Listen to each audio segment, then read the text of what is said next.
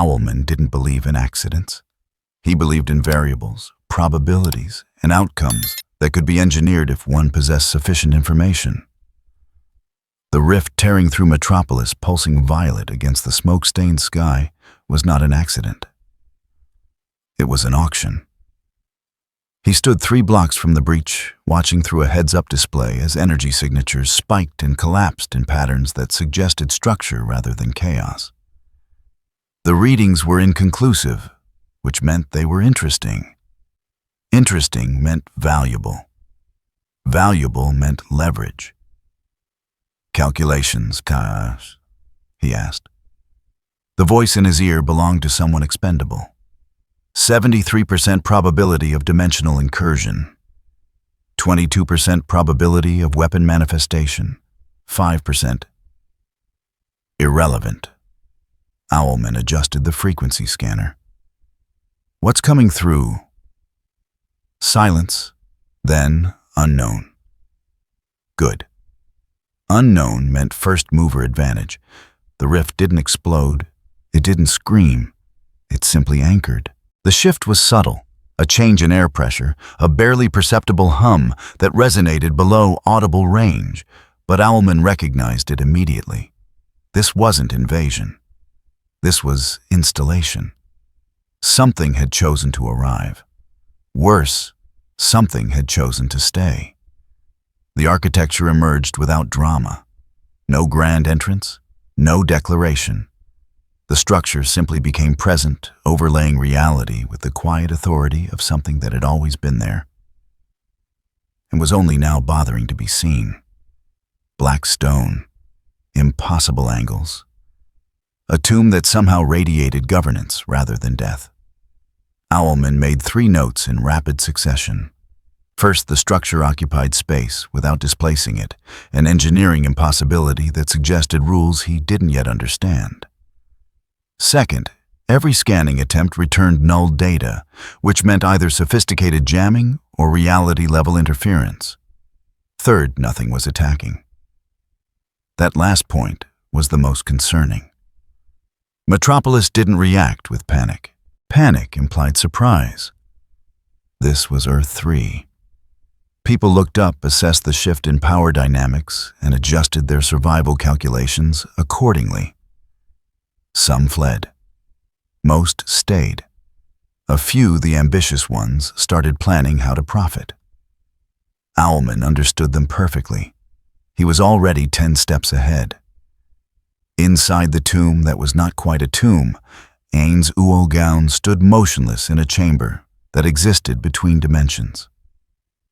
Scrying magic layered the air before him, displaying Earth 3 in clinical detail.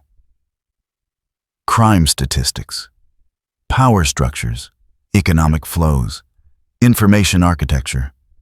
He had been Suzuki Satoru, once a man who understood what it meant when systems stopped on pretending to care.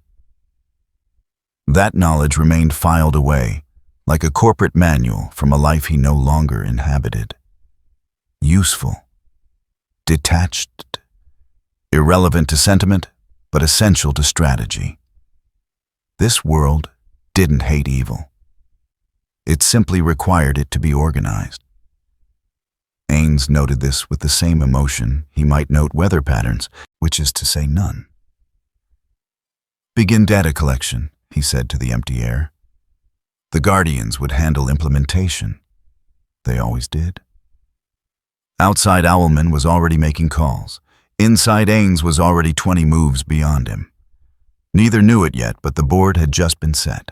The first rule of intelligence gathering was simple: deploy assets you could afford to lose. Ainz stood in the throne room of Nazarick, a space that existed adjacent to Earth 3 rather than within it, and reviewed the reports streaming in from his initial reconnaissance. Undead scouts. Low-tier constructs programmed with basic observation protocols. Nothing that would reveal Nazarick's true capabilities if destroyed or captured. Nothing that carried identifying markers beyond magically animated corpse, which could have originated from any number of sources in a multiverse that clearly permitted dimensional travel. The data they returned was more valuable than their continued existence. The population exhibits no collective horror response. Demiurge noted, standing 3 paces behind and to the left. Guardian protocol, always positioned for both protection and deference. Civilian casualties from the rift. Opening 47 confirmed. Public reaction statistical noise. Ainz processed this without surprise. He had been Suzuki Satoru once, in a world where corporate negligence killed hundreds and the news cycle moved on within 18 hours. He understood societies that had normalized violence as overhead cost. Crime statistics, he asked. Comprehensive? Demiurge produced a data scroll that materialized from nowhere. Magic made filing systems convenient. Organized criminal activity accounts for 62% of economic transactions in what they call metropolis, higher in other urban centers. The distinction between legal and illegal enterprise appears to be primarily taxonomic rather than ethical. Ainz tilted his skull slightly, a gesture he'd retained from human habit, though the body language served no biological purpose now. Meaning the categories exist, but both operate under identical principles: power, leverage, and transaction. The government is simply the largest gang with the best branding. That tracked with the scrying data. Ainz had been monitoring public broadcasts for the past 6 hours. News networks reported gang violence the way weather services reported rain, inevitable, measurable, worth planning around, but not worth preventing. Political commentary focused not on stopping crime, but on which factions would profit from it most efficiently. Earth 3 had optimized cynicism into infrastructure. The crime syndicate, Ainz said. Not a question. Confirmed as the apex power structure. 5 primary members, each controlling territory through a combination of physical dominance and strategic terror. They don't govern in the traditional sense. They extract tribute and eliminate competition. The population accepts this as natural law. Ainz filed that away. In his archived memories, Suzuki Satoru had worked under managers who operated on similar principles. The terminology was different. The mechanisms were not. Assessment: do they know we're here? Certainty level 94%. The rift was impossible to hide, and our arrival would have triggered their monitoring systems. The question is not awareness, but interpretation. And what do you project they've interpreted? Demiurge's smile was a razor wrapped in silk. That we're either a resource to exploit or a threat to eliminate. Earth 3 appears to lack a third category for entities of significant power. Ainz considered this. The scrying windows before him displayed street-level footage from 3 different cities. In each, life continued with barely a pause. A corner store reopened after a super-powered brawl had reduced half the block to rubble. Citizens stepped over burn marks without breaking stride. A child walked past a body that police hadn't bothered to remove yet. This wasn't chaos. This was a market that had priced in violence and adjusted accordingly. We won't announce ourselves, Ainz decided. Not yet. Not. They'll come to us first, whoever among them believes they can dictate terms. We'll use that meeting to establish parameters. What terms will you accept? None that they offer. Ainz turned from the scrying windows.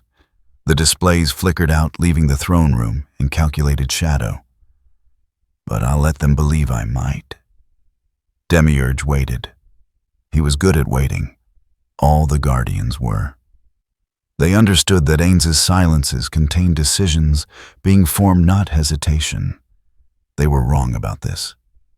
Ainz hesitated constantly, second-guessed every choice, triple-checked every variable.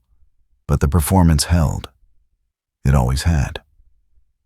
3 priorities, Ainz continued.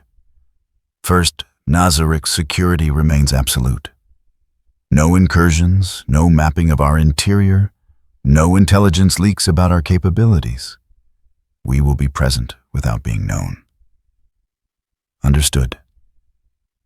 Second, information architecture. I want every financial network, every communication channel, every supply line documented and indexed. If this world runs on transactions, I want to know every ledger. The scope is exactly what I described. Ainz's voice didn't rise. It didn't need to. Use however many undead required.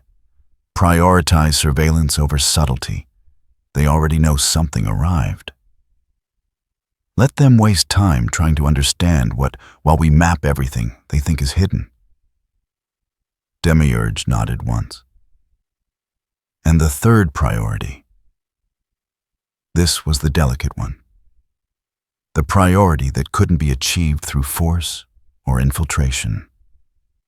The one that required Earth 3 to cooperate without realizing it was cooperating. Narrative control, Ainz said.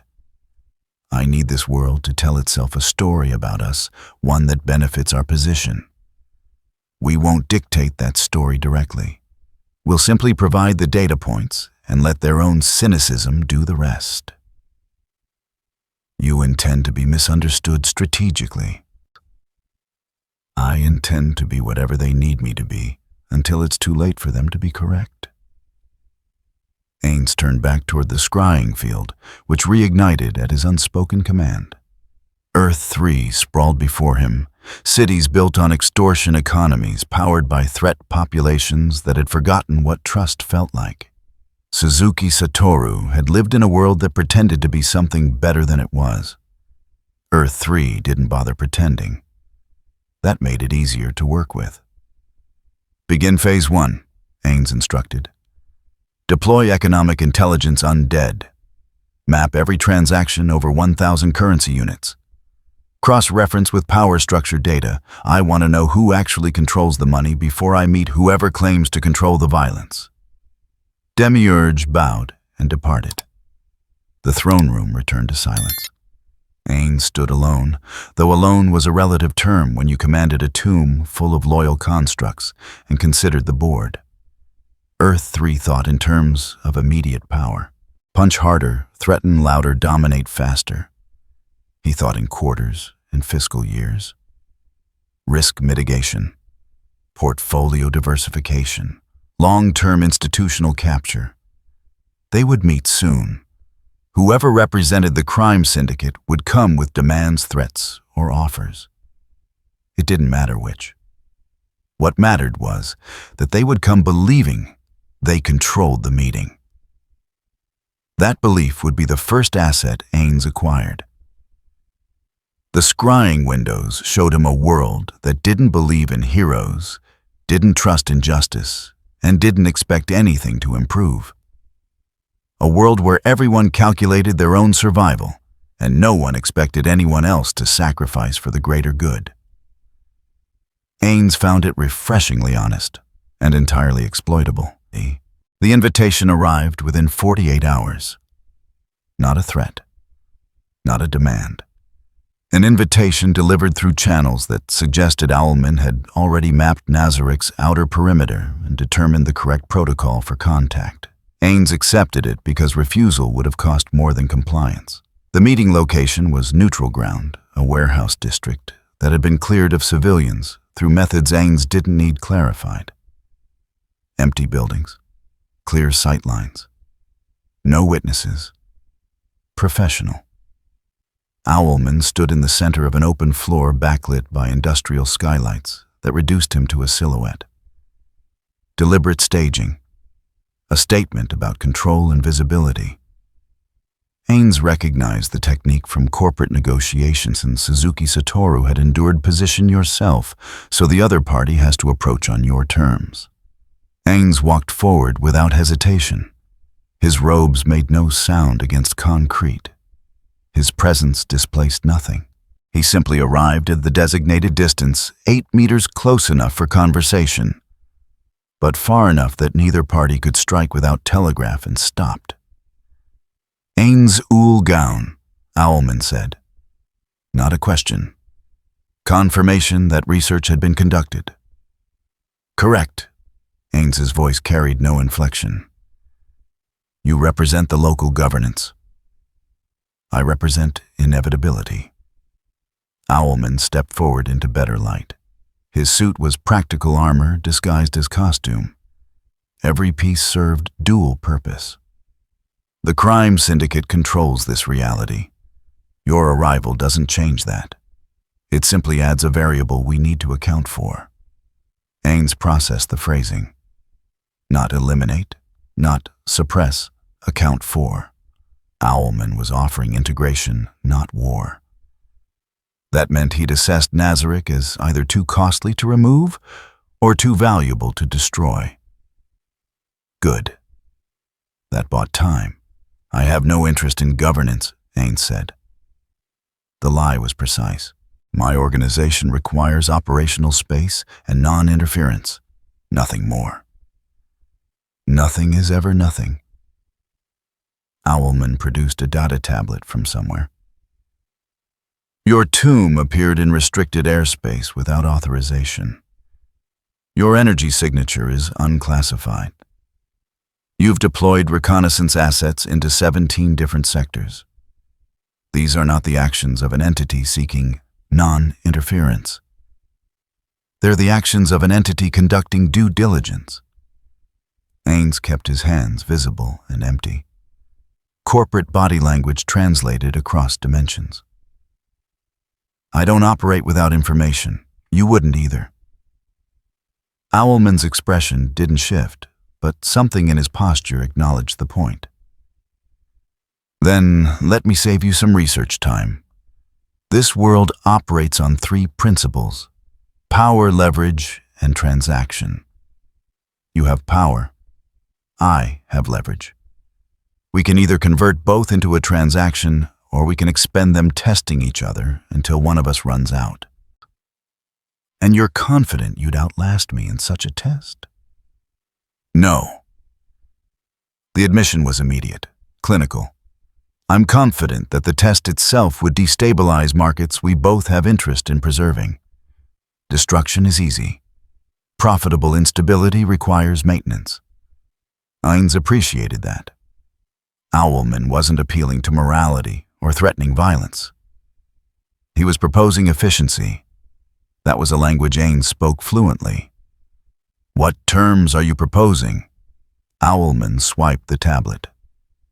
A holographic display materialized between them, a map of Earth 3 with territorial demarcations overlaid in color-coded zones. Nazarick receives autonomous status within a designated operational zone. No syndicate interference in your internal affairs. No taxation on your activities. In exchange, you don't expand beyond agreed boundaries, and you don't interfere in syndicate operations. Ainz studied the map. The zone Owlman was offering was substantial, an entire city sector plus surrounding territory, generous enough to seem legitimate, restrictive enough to contain threat. It was Ainz recognized exactly what he would have offered in Owlman's position. Access to local markets, Ainz asked. Permitted, regulated but permitted. Intelligence sharing, on matters of mutual interest. Owlman's tone remained flat, defined by ongoing negotiation. And enforcement mechanisms, if either party violates terms. That, Owlman said, is where it becomes interesting. I propose we avoid formal enforcement entirely. Instead, we operate on demonstrated reliability. You honor your boundaries. I honor yours. Trust becomes asset rather than liability. Ainz almost laughed. Almost. The absurdity of discussing trust with a man who clearly trusted nothing was remarkable. But Owlman was correct. Trust wasn't the goal. Predictability was. And a treaty that both parties knew was temporary, but useful, served that purpose. I accept your framework, Ainz said, with one addition, which is information exchange. Not intelligence in the strategic sense. Market data, economic flows. I want access to legitimate commercial information networks. In exchange, Ainz paused, timing the offer precisely. I'll provide you with technical specifications on dimensional anchoring. Not enough to replicate it, enough to understand how to detect it. He watched Owlman process that. It was a genuine gift, carefully calibrated. Valuable enough to seem meaningful, limited enough to be non-threatening. The kind of goodwill gesture that made future negotiations easier because it established precedent. Owlman's eyes narrowed fractionally. Why offer that? Because I prefer trading partners who understand what they're trading with. Ainz let silence settle for exactly 2 seconds. And because it demonstrates I'm not hiding fundamental capabilities, only specific applications. The logic was sound. Owlman would analyze it for traps and find none because the trap wasn't in the information. It was in what the information made Owlman assume about Ainz's intentions. Acceptable. Owlman deactivated the hologram. We'll formalize terms through intermediaries. Expect documentation within 72 hours. Agreed. Ainz turned to leave, then stopped as if remembering something minor. One question. Purely informational. Does the Syndicate have protocols for dimensional incursions, or was my arrival your first exposure to cross-reality contact? Owlman's pause was microseconds long. Enough. We have protocols. Good, Ainz said. That simplifies projections.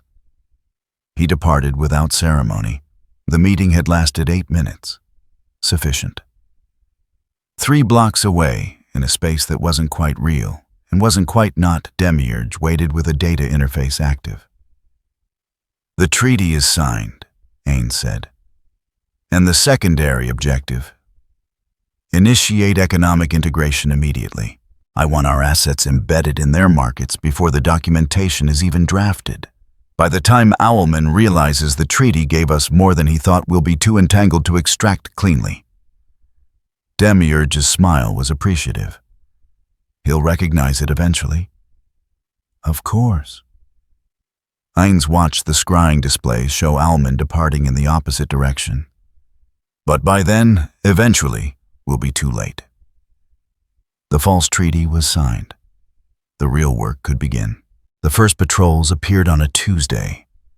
No announcement, no explanation. They simply manifested in sectors that had been marked on maps Nazarick didn't share with anyone. Undead. 6 feet tall, skeletal, armed with weapons that looked ceremonial until you watched them move. They walked in pairs, spaced precisely, following routes that seemed random until you tracked them for 3 nights and realized they covered every major intersection in their assigned zone. Marxius Webb ran numbers for the Vincenzo family mid-tier operation protection rackets and loan enforcement. He'd been collecting from a convenience store on 5th when he saw his first patrol. 2 skeletons moving past the storefront without breaking stride. No eye contact, no threat display. They were simply there, and then they weren't. The store owner had frozen mid-sentence, hands still extended with the protection money. They don't take cuts, Marcus said, surprising himself. The owner blinked. What? The skeletons. They're not here to shake us down. They're just, Marcus struggled for the word, present. That was Tuesday. By Friday, the pattern had clarified. The Vincenzo family operated out of a warehouse on 10th. Marcus arrived Thursday morning to find the building's loading dock blocked. Not by force, not by decree. Just blocked in that the undead patrol now included a route that passed the entrance every 11 minutes. Regular enough to be predictable. frequent enough to be inconvenient. Shipments couldn't be unloaded without the skeletons watching. And while they didn't interfere, they did observe. An observation Marcus was learning could be leveraged. By Saturday, 3 different crews had tried to move product through Nazarick zones without approval. 2 got intercepted, not attacked, intercepted. The undead had simply stood in the path until the crews rerouted. The 3rd crew tried to fight through. Marcus heard about it from Angelo, who'd heard it from someone who'd been there. The skeletons hadn't escalated. They'd just stopped moving. Stood there like statues while the crew opened fire. Bullets passed through a round or got absorbed by something that made the air shimmer. When the crew ran out of ammunition, the undead resumed their patrol. The message was clear. Violence was permitted. Effective violence was not. "So, what do we do?" Angelo asked. They were standing in the warehouse, watching a shipment that couldn't be moved. "We can't operate if they're going to block us randomly." "It's not random." Marcus had been tracking the patterns. "They're not blocking us. They're auditing us." "What's the difference?" "The difference," Marcus said slowly, working through it, "is that you can negotiate an audit. You can't negotiate a blockade." By the following Tuesday, 1 week after the patrols began, someone in the Vincenzo family had figured it out. Marcus didn't know who. Didn't matter. What mattered was the new procedure: any operation in Nazarick-controlled zones required advance notification. Not permission. Notification. You told them what you were doing, where and when. They acknowledged receipt. You proceeded. The cost was 15%. Not of profit, of gross. Paid monthly, paid on time. No negotiation on the rate. No grace periods. No exceptions. The first crew to file notification completed their operation without a single undead patrol coming within 2 blocks. The second crew filed paid and found their usual interference from rival gangs mysteriously absent. Those rivals had tried to move through the zone and gotten intercepted. By week 3, filing wasn't optional. It was the cost of doing business. Marcus found himself in a line outside a building that hadn't existed the month before. Not a literal line. Nobody was dumb enough to stand in public admitting they were criminals, but a queue nonetheless. Everyone filing notifications, paying fees, receiving what amounted to invoices for protection they hadn't requested but were now dependent on. "They're not even pretending it's for our benefit," someone muttered ahead of him. Marcus glanced at the man's small-time dealer, probably moving counterfeit pharmaceuticals. "They don't have to pretend. It works." "That's what bothers me." It bothered Marcus too, but not for the reasons it should have. It bothered him because he'd done the math. 15% was steep, but it was predictable. And in a sector where you used to lose 30% to theft, 40% to gang warfare, and another 20% to payoffs to 7 different authorities, 15% to one entity that actually maintained order, was objectively speaking a bargain. Earth 3 had taught him to calculate survival, not morality. The notification process took 4 minutes. A desk, a form, a receipt, no faces, no names. Just transaction. Marcus paid the month's fee already calculated and waiting in the system somehow, and received confirmation. Outside the streets were quieter. Not peaceful, quiet. Violence still happened, but now it happened with scheduling conflicts. You couldn't just hit a rival's shipment because the routes were monitored. You couldn't muscle in on territory because territory was now subdivided into zones with patrol schedules. Crime hadn't been eliminated. It had been industrialized. Marcus walked past an undead patrol on his way back to the warehouse. They didn't acknowledge him. He didn't acknowledge them. The relationship was professional. somewhere high above in a space that technically existed in Metropolis, but felt like it belonged somewhere else entirely. Ainz reviewed the week's compliance statistics. 83% voluntary filing rate, 97% on-time payment. 3 enforcement actions required, all non-lethal. The sector is stabilizing faster than projected, Demiurge reported. Ainz examined the numbers without satisfaction or pride. Those were responses he no longer accessed.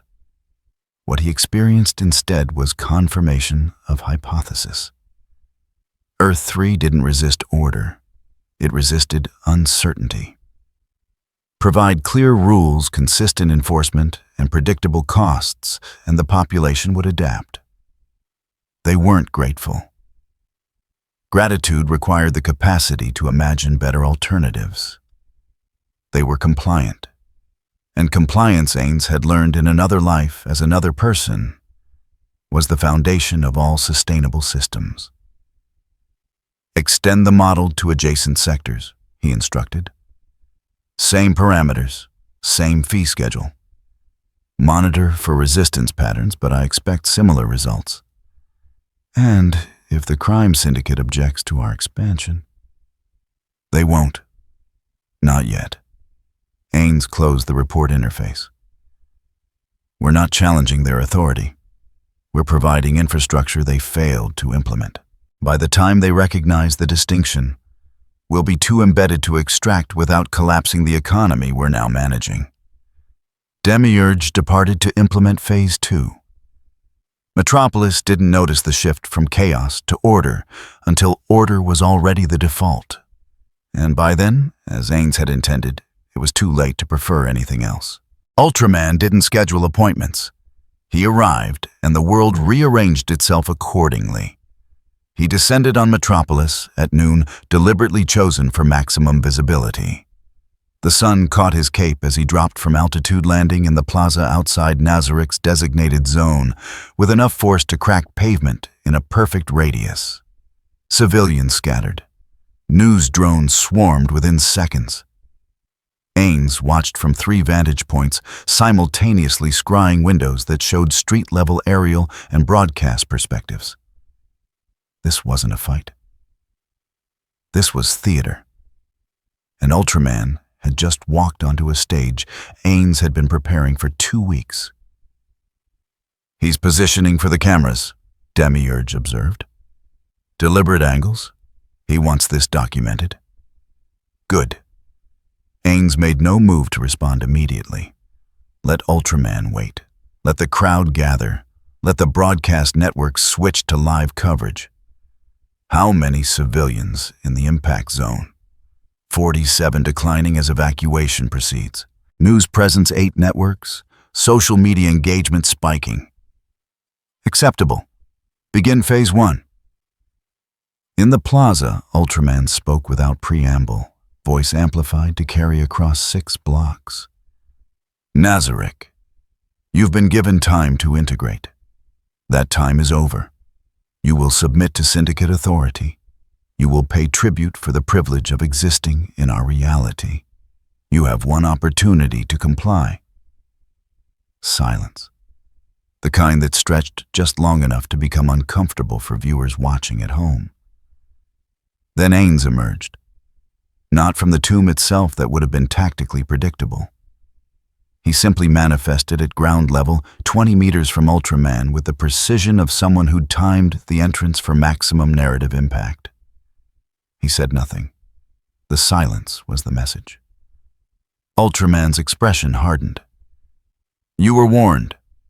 Tribute is not negotiable. You're correct, Ainz said.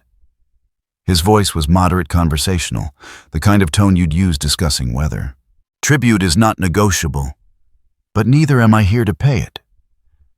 Then you're here to be removed. No. Ainz tilted his head fractionally. I'm here to be seen refusing. There's a difference. Ultraman didn't waste time parsing that. He moved. The attack was overwhelming by any conventional standard speed that blurred air strength that could shatter steel precision that came from decades of dominance. He closed 20 meters in a fraction of a second, fist already accelerating toward Ainz's skull. The barrier caught him 2 meters out. It wasn't visible until impact. Then, it blazed layered geometric patterns that pulsed with each of Ultraman's strikes. He hit it again. Again. The air rippled. Energy discharge crackled. News cameras captured every moment in high definition. Ainz hadn't moved. "You're fast," Ainz said, as if commenting on a job applicant's resume. "But speed without destination is just motion." Ultraman snarled and hit the barrier with enough force to level a building. The shield held. More importantly, the optics held. Every camera angle showed the same thing: Ultraman attacking Ainz, standing still, and nothing changing. "This is the part," Ainz continued, "where you reassess. Most intelligent combatants would." Ultraman switched tactics. Heat vision twin beams that could melt through vault doors. They struck the barrier and diffused across its surface like water hitting oil. Visually spectacular, tactically meaningless. The crowd hadn't fled. They were watching from safe distances, phones out recording. This was Earth 3. People didn't run from violence. They evaluated it for profit potential. Ainz tracked viewer metrics through his interface. 8 million watching live, 12 million within 5 minutes. Social media trending global. Perfect. "You're making a mistake," Ultraman said. His voice had shifted, still commanding, but now with an edge that suggested he recognized the trap closing. "The Syndicate doesn't tolerate resistance." "I'm not resisting." Ainz gestured vaguely at the barrier. "I'm demonstrating cost-benefit analysis. You're expending significant energy. I'm standing here. At what point does this become inefficient for you?" Ultraman's answer was to fly upward and dive-bomb the barrier from altitude. The impact sent shockwaves across 3 city blocks. Windows shattered. Car alarms triggered. The barrier flickered visible stress fractures spreading across its surface. Then, it stabilized. Ainz had allowed the damage to show. Intentional vulnerability. It gave Ultraman hope, which meant he'd commit further. "Again," Ainz said quietly. Ultraman obliged. Another dive, another impact, another spectacular display of power meeting immovable defense. The plaza was cratered now. Dust obscured visibility for cameras, which meant they zoomed closer. Got better angles, captured more detail. This was what Ainz needed: Ultraman visibly straining. Ultraman showing effort. Ultraman, for the first time in Earth 3's recorded history, failing to achieve immediate dominance. "How long can you maintain this?" Ultraman demanded, landing heavily. His cape was scorched. Micro cracks showed in his suit's surface. Cosmetic damage, but visible. "Longer than you can maintain the pretense that this is going well for you," Ainz replied.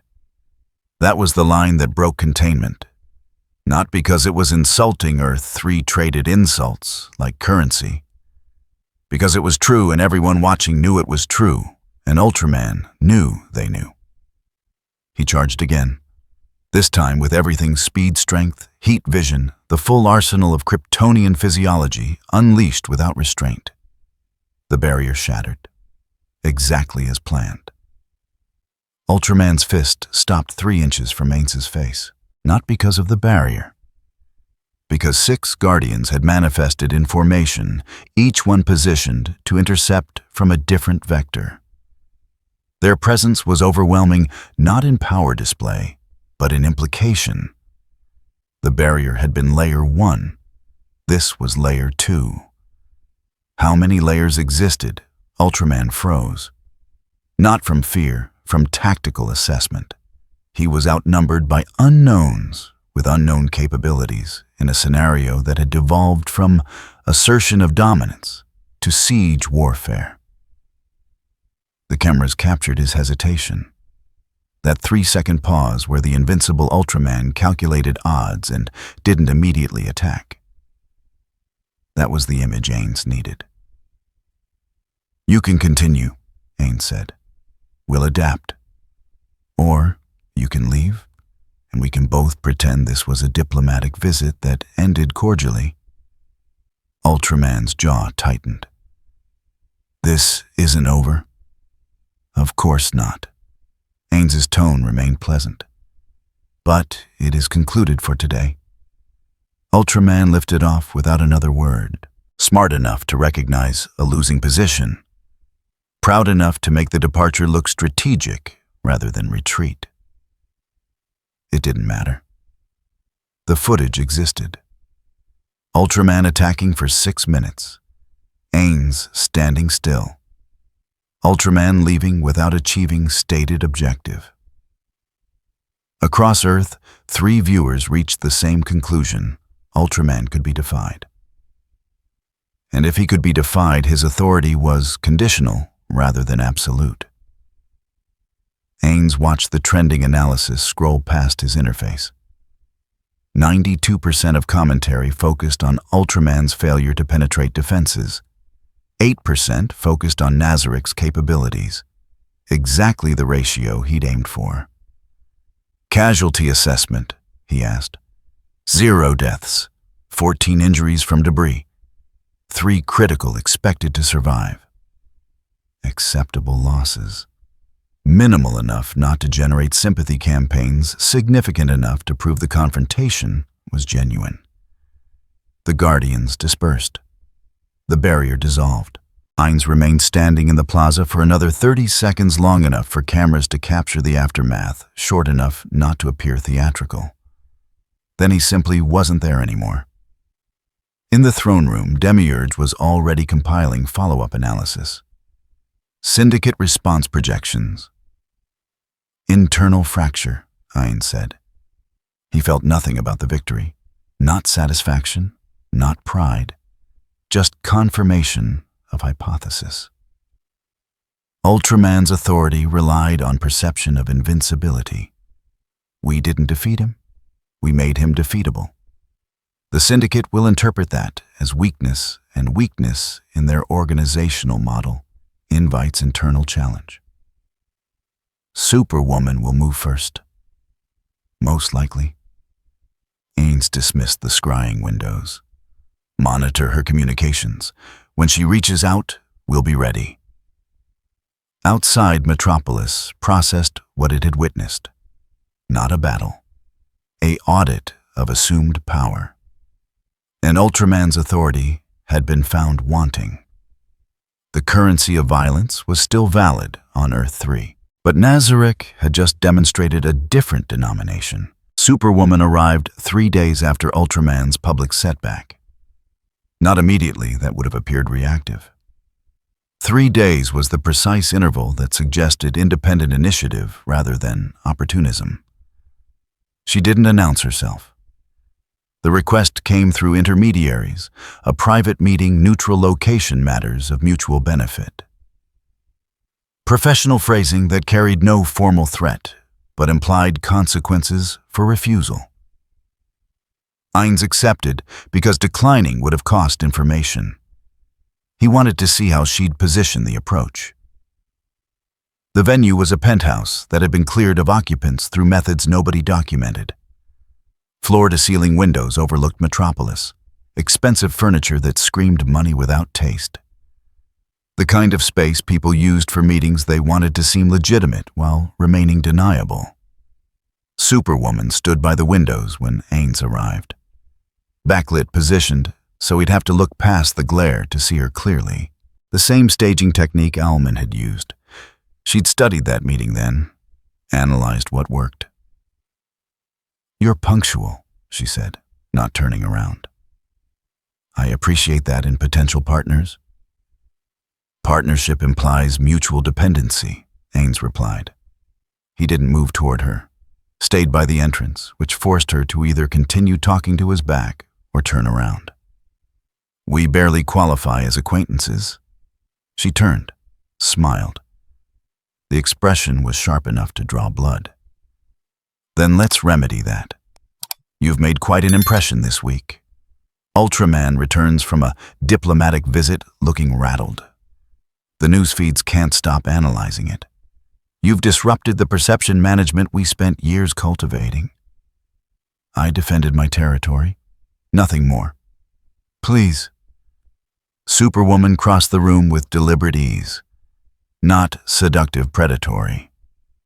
You chose a public venue, maximized witness coverage, timed every exchange for broadcast impact. That's not defense. That's warfare by other means. Ainz recognize the tactic complement their intelligence while revealing you've seen through their strategy. Make them choose between accepting credit and maintaining cover. He chose neither. And you're here because smart operators recognize when the board has shifted. She stopped 3 meters away, negotiation distance. Ultraman's authority isn't what it was. Owlman is too busy preparing contingencies to notice opportunities. The Syndicate has cracks. I'm here to discuss whether those cracks benefit us both. Us being you and I, specifically. Her voice dropped half a register. Not sexual invitation, strategic intimacy. You want operational freedom. I want restructured power distribution. We both want the current arrangement to evolve. Ainz processed the pitch. She was offering alliance against the Syndicate while technically still being part of it. Classic defection signaling. The question was whether she genuinely intended to follow through, or was fishing for his intentions. What makes you think I want anything beyond what I already negotiated? Because people who stop at enough don't build what you've built. Superwoman gestured vaguely toward the window toward Metropolis below. You've integrated faster than anyone predicted. Your revenue streams are already competing with established operations. That's not defensive positioning. That's expansion. True, and she'd done her research, which meant either she had access to economic intelligence or she'd independently compiled it. Both possibilities were useful data points. Expansion requires stability, Ainz said. Syndicate infighting creates the opposite.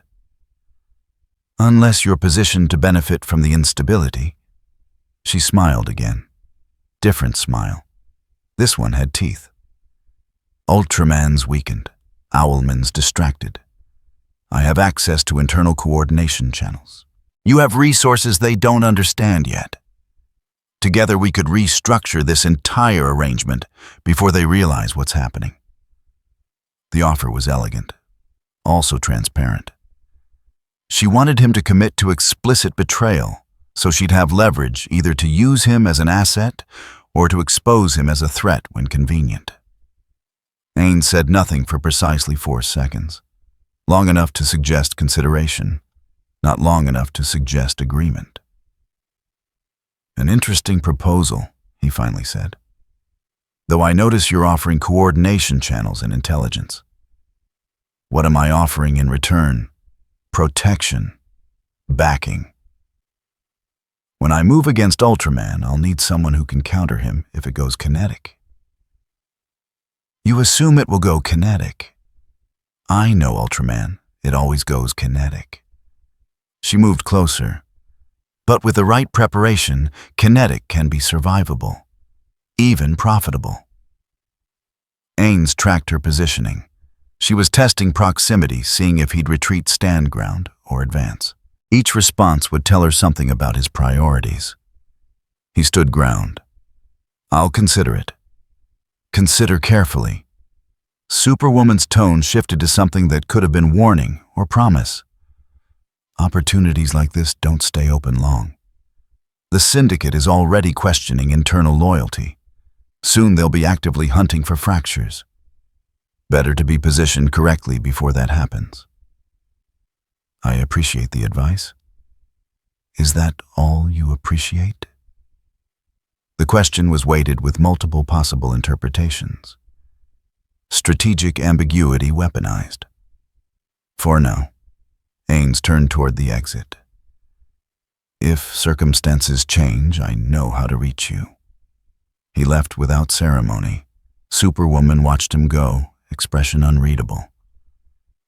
In a monitoring station that technically didn't exist, Demiurge reviewed the recording with surgical precision. She revealed more than intended. The timeline reference suggests she's planning movement within 2 weeks. The intimacy tactics suggest she's uncertain of your position. She's fishing, Ainz confirmed. She wants to know if I'm containable, exploitable, or dangerous. The approach was designed to prompt a reaction she could categorize. And your response gave her nothing definite. She'll interpret that as either caution or interest, depending on her biases. Either interpretation serves our purpose. Albedo materialized from a side chamber. The signal leak is prepared. Audio fragments, heavily corrupted. Just enough to suggest Superwoman met with an outside entity. Not enough to confirm details. Route it through Owlman's intelligence network, Ainz instructed. Make it look like surveillance spillover. He's paranoid enough to investigate, which means he'll divert resources to internal monitoring. And Ultraman will hear about it through channels Owlman doesn't know are compromised. Ainz watched the recording replay Superwoman's exit. She'd hesitated at the door. 1 second, barely noticeable, but present. He'll confront her directly, which she'll deny, which will make him more certain she's planning something. Demiurge's appreciation was evident. You're manufacturing their civil war. I'm providing the ingredients. They'll manufacture it themselves. Ainz dismissed the recording. Superwoman thinks she's recruiting me as an asset. In reality, she's becoming the catalyst for internal fracture. The Syndicate will spend the next 2 weeks hunting for betrayal within their own ranks, while we continue expansion. Exactly. Ainz felt nothing about the manipulation, no satisfaction in the cleverness, no guilt about the deception, just recognition that the mechanism was functioning as designed. They'll be too busy fighting shadows to notice we're no longer a shadow ourselves.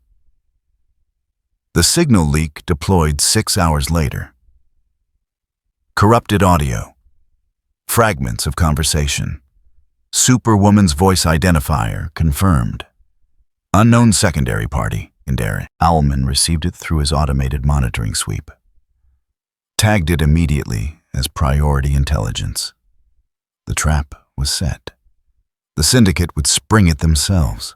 Johnny Quick didn't do surveillance. Surveillance was for people who weren't fast enough to make surveillance irrelevant. He'd been watching Nazarik's perimeter for 37 minutes, which at his subjective perception rate felt like 6 hours. Long enough to map patrol patterns, long enough to identify gaps, long enough to recognize that the gaps were too consistent to be accidental. That should have been a warning. It wasn't. Speed made you confident. When you could cross a city in seconds, outrun explosions, and process tactical data while the world moved in slow motion around you, you stopped worrying about traps. Traps required you to be somewhere long enough to trigger them. Johnny was never anywhere long enough. He ran. The perimeter wards registered his passage. That much was inevitable. But wards required response time. Johnny would be inside, extracted, and gone before anything could mobilize. That was the theory. That was always the theory. Nazarik's outer defenses were visible. If you knew what to look for, shimmer in the air distortions, in light refraction temperature gradients that suggested energy barriers. Johnny dodged them with practiced ease, angling his approach through the identified gaps, moving faster than the monitoring systems could track. 3 seconds from perimeter breach to interior access. The chamber he emerged into was wrong. Not in the sense of dangerous, in the sense of obviously prepared. Too clean. Too empty.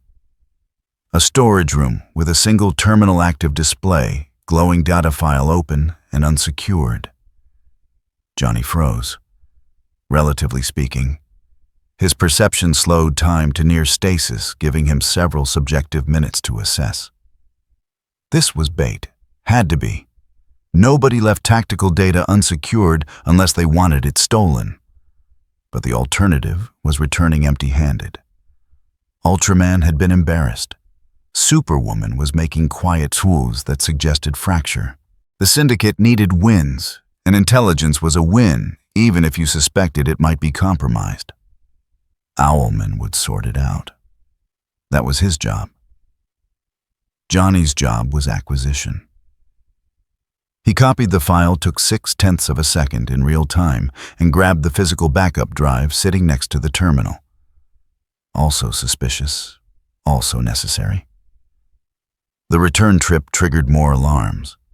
Louder ones. Pursuit materialized undead constructs emerging from side passages, magic projectiles tracking his route. None of it fast enough. Johnny was already gone, cutting through response vectors like wind through open doors. 15 seconds from entry to exit. Personal record for hostile territory.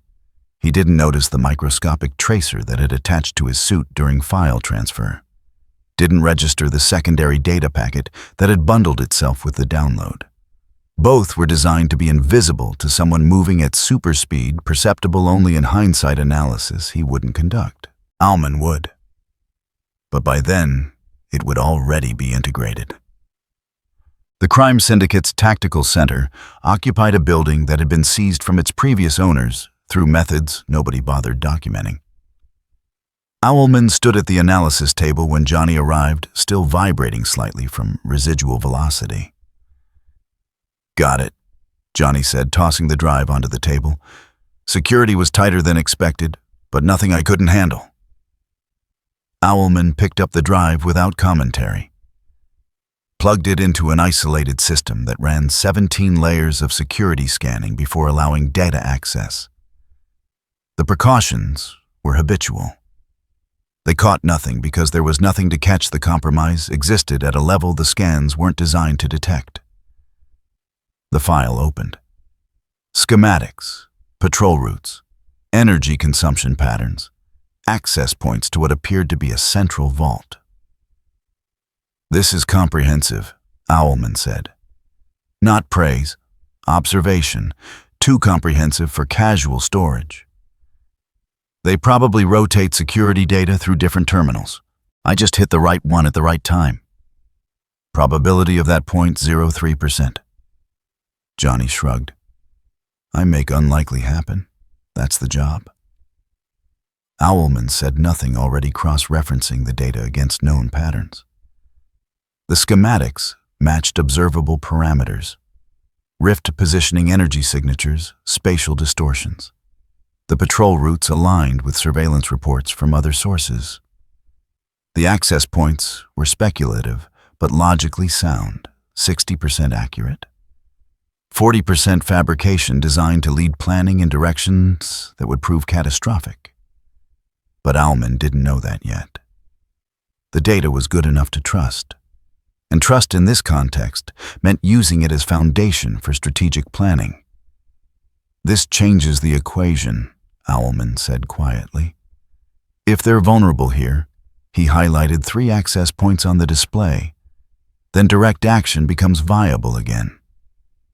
"You thinking assault?" "I'm thinking we don't have to accept their terms anymore." Owlman saved the data to secured storage, multiple backups, full integration with tactical planning systems. "Good work, quick. This gives us options."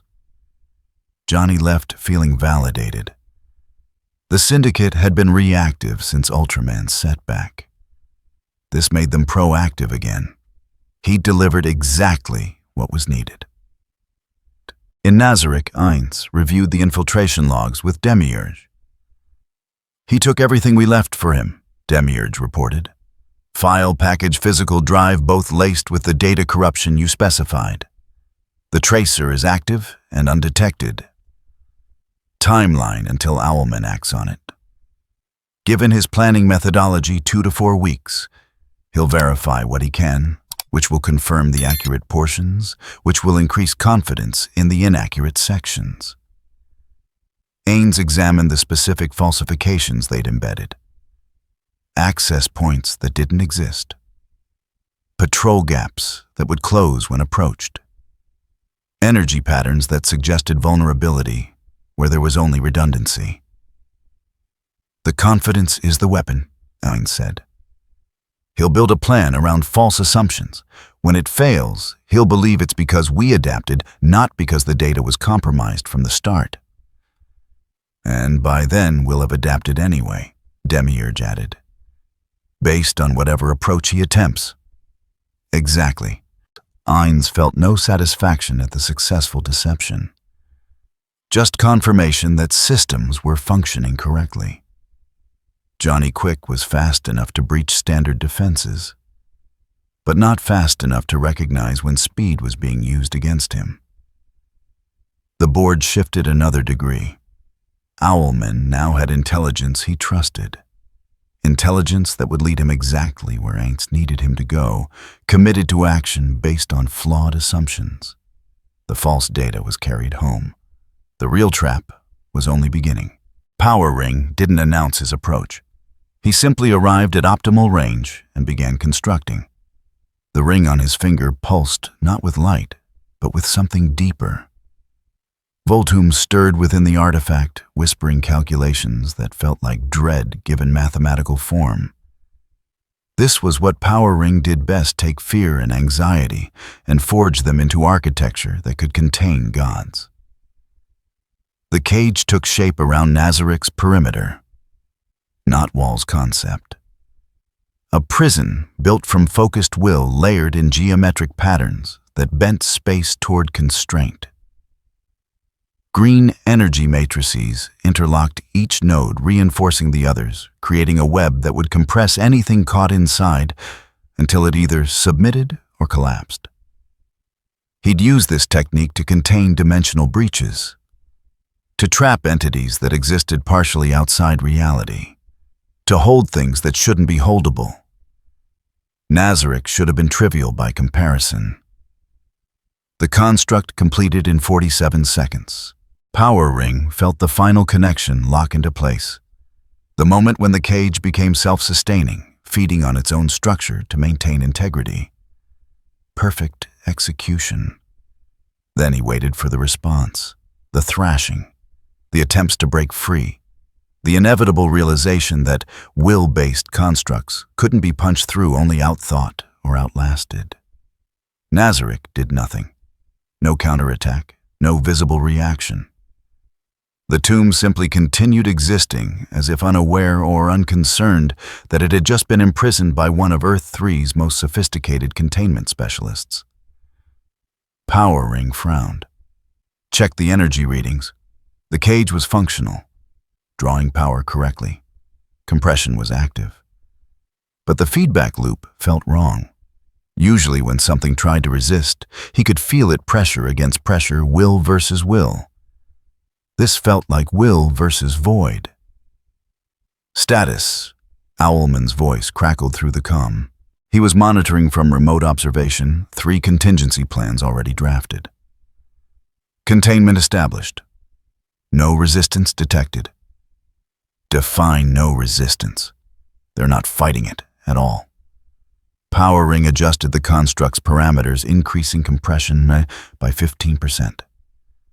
The cage tightened. Energy consumption spiked. Still no response from Nazarik. It's like they're letting it happen. Silence on the comm. Owlman processing implications. Inside Nazarik, Demiurge stood before a monitoring array that displayed the cage from every conceivable angle. Energy frequency charts scrolled past, resonance patterns mapped in real time. Structural integrity assessments updated continuously. Fascinating, he murmured. He's not using standard containment theory. This is conceptual imprisonment, attacking the idea of movement rather than preventing physical displacement. Ainz observed the readings without moving. The cage pressed against Nazarik's boundaries, like atmospheric pressure, constant, pervasive, inescapable if you accepted its logic. But logic was negotiable when you understood the framework. "Can we break it?" he asked. Immediately, 3 different methods come to mind. Demiurge gestured at the display. "But that's not the question you're actually asking." "No." Ainz studied the energy patterns. They were elegant, efficient. The kind of solution that suggested deep understanding of both willpower and spatial mechanics. "Can we learn from it first?" Already cataloging. His construct operates on fear resonance principles. The cage is stronger when the target experiences anxiety about confinement. It feeds on the desire to escape. And we're not feeding it. We're not experiencing anxiety. Demiurge's smile was academic, which means the construct is operating at baseline efficiency rather than amplified efficiency. He probably expects it to strengthen as we panic. Instead, it's static. Ainz made a note in the tactical ledger. This was valuable information not just about Power Ring's capabilities, but about the psychological assumptions underlying them. Earth 3 ran on fear as a control mechanism. Power Ring had weaponized that into literal physics. "Begin interference pattern Alpha 7, Ainz instructed. "Don't break the cage, bend it."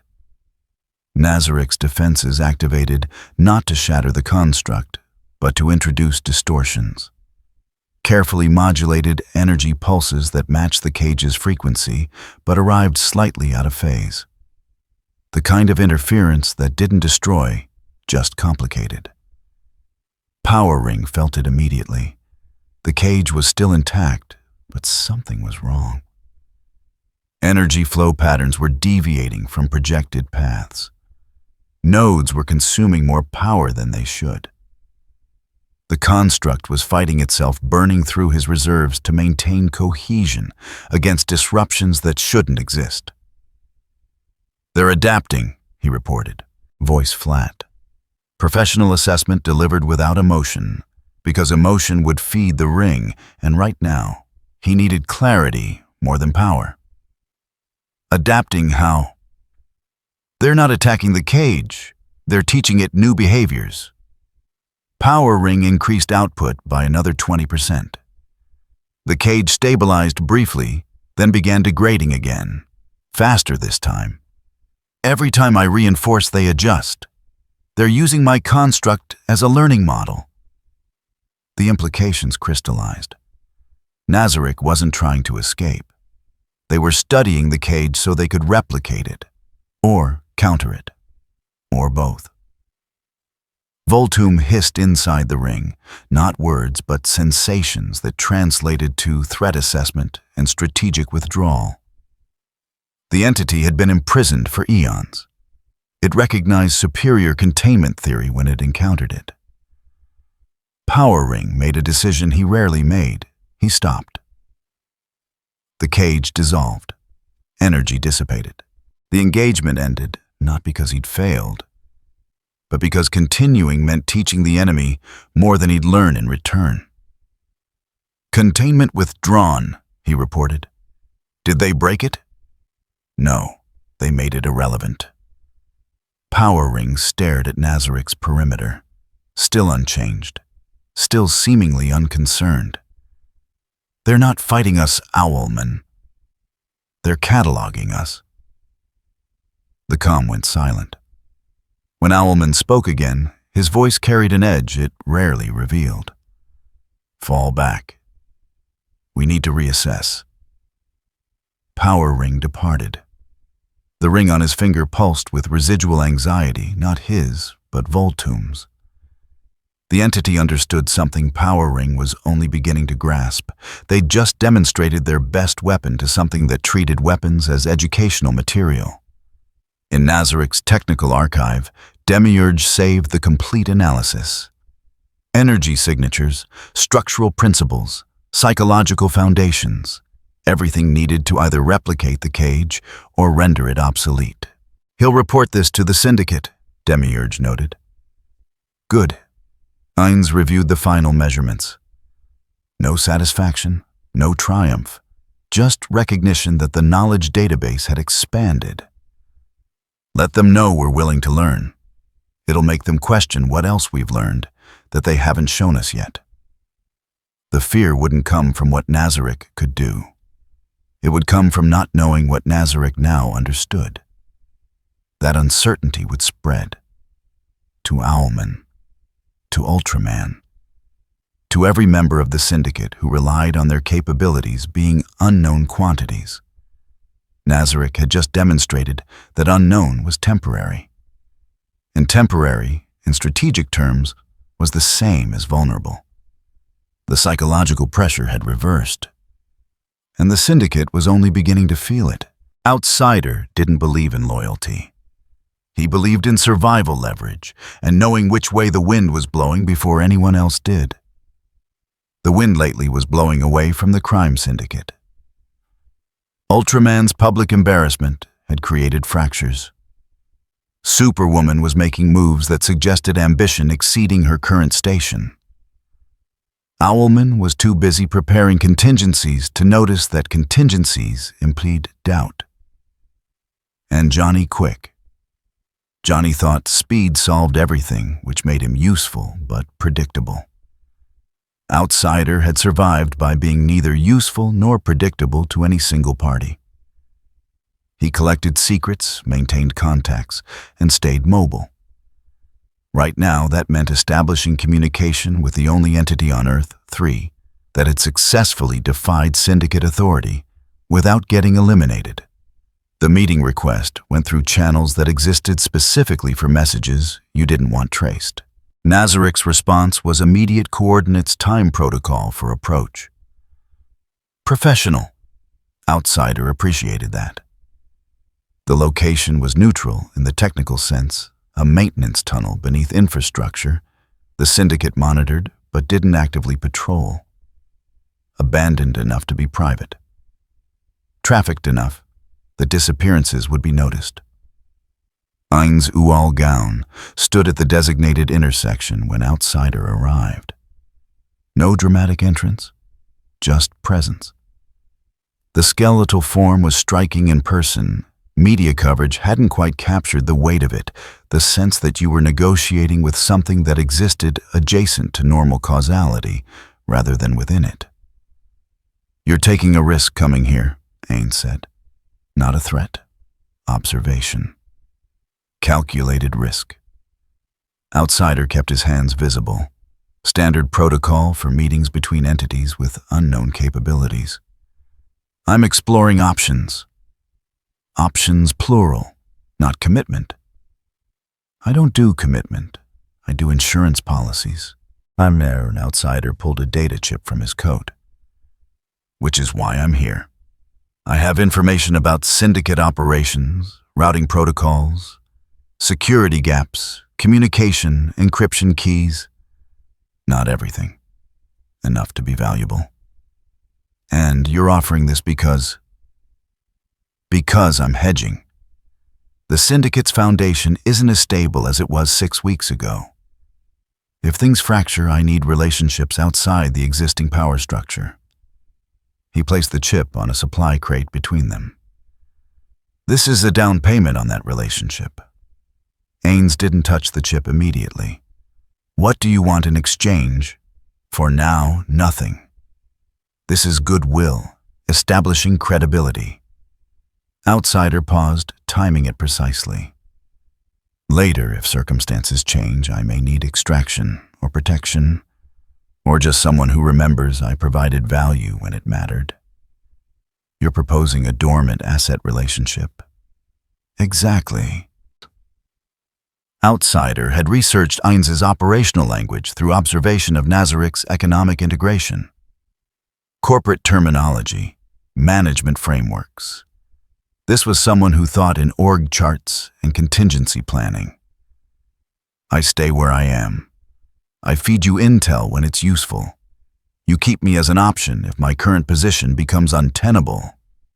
Ainz picked up the chip. And if I decide to use this information to compromise your position with the Syndicate, you won't. It's not strategically optimal. Outsider had gamed this out. If you burn me, you lose a source. If you cultivate me, you gain ongoing access to internal operations. The math is straightforward. You're confident in my rationality. I'm confident you don't make decisions based on spite. Outsider watched for micro-reactions, found none. The skeletal face didn't give anything away. Am I wrong? No. Ainz pocketed the chip. But you're also assuming I need your intel. I've been operating effectively without internal sources. You've been operating with external intelligence. There's a difference. Outsider shifted weight slightly, not retreating but resetting the conversation. I can tell you which Syndicate members are in communication blackouts. Which ones are stockpiling resources? Who's running private operations off the books? That's not something you can extract from financial patterns or public surveillance. Ainz was quiet for 3 seconds. What do you know about blackouts? Owlman's been running dark site meetings for the past week. No digital records, no regular attendees. That's anomaly behavior for him. He usually documents everything. It suggests he's planning something he doesn't want traced, even internally. Valuable data. Confirmation of patterns Nazarick had observed but couldn't contextualize. Acceptable, Ainz said. I'll review your information. If it proves accurate, we can discuss ongoing arrangement. One more thing. Outsider hesitated, which was calculated. Show vulnerability, establish human connection, make the relationship feel reciprocal. I need you to be careful with how you use what I provide. If patterns emerge that point back to me, the Syndicate will notice. And Owlman's already paranoid about leaks. I'm aware. Ainz produced a different chip, identical form factor, impossible to distinguish without technical analysis. This contains documentation of Syndicate activities I've compiled through external observation. Financial crimes, civilian casualties, infrastructure sabotage. Consider it counterinsurance. If you're ever exposed, you can use this as justification claim. You are gathering evidence of wrongdoing, not conducting espionage. Outsider took the chip mind, already analyzing the play. This was bait and protection simultaneously. Ainz was giving him ammunition that could be used against the Syndicate, which made him useful, but ammunition that could also be traced back to Nazarick if examined closely enough, which made him compromised. Elegant trap. If he used it, he was admitting connection. If he didn't use it, he had no backup if discovered. Appreciated, Outsider said, keeping his voice neutral. They separated without ceremony. Outsider took a route designed to obscure origin and destination. Checked for surveillance 6 times. Found nothing, which meant either he was clean or the surveillance was better than his detection. He didn't know that the chip Ainz had given him contained a microscopic tracking signature. Passive. Undetectable without laboratory analysis, he wouldn't commission. Active only when in proximity to Syndicate communication networks. Owlman reviewed the surveillance log 3 hours later. The observation had been passive. No active pursuit, just monitoring of known tunnels where discrete meetings typically occurred. Outsider's route had been captured on 4 cameras before he'd faded into blind spots. Meeting someone. Identity unknown. Duration 11 minutes. Not conclusive, but suggestive. Run pattern analysis on Outsider's movements over the past month, Owlman instructed. cross-reference with known contacts, and deviation from standard routes. The results came back within minutes. 3 unexplained gaps. 2 route deviations without documented purpose. 1 meeting this one that followed the profile of intelligence exchange. Not proof, but enough to warrant increased scrutiny. Owlman flagged Outsider for enhanced monitoring. Not accusation, just prudence. If Outsider was compromised, he'd eventually make a mistake. If he wasn't, the monitoring would confirm loyalty. Either way, data would accumulate. In Nazarik's operations center, Demiurge reviewed the same timeline from a different angle. Outsider took the bait, he reported. The evidence package we provided is now in his possession. Owlman's surveillance detected the meeting but couldn't identify you. Perfect outcome. For now, Ainz examined the tracking signature readout. Outsider will use the evidence sparingly, which means we control when it enters circulation. And if Owlman discovers the connection, he'll waste resources investigating Outsider instead of us. The misdirection is multi-layered. It needs to be. Owlman thinks in contingencies. 1 layer of deception won't hold. Ainz dismissed the display. But 3 layers Outsider, as source evidence, as insurance surveillance, as confirmation that creates enough complexity that even paranoid analysis gets tangled. Demiurge's appreciation was evident. You're not just recruiting an asset. You're making Owlman hunt his own people. I'm giving him accurate information. Outsider is compromised, wrapped in context that makes him draw the wrong conclusions about why. Ainz felt nothing about the manipulation, just recognition that the mechanism was sound. By the time he realizes the evidence traces back to us, he'll have already acted on it. And those actions will create new fractures we can exploit. Outsider had entered the game believing he was playing both sides.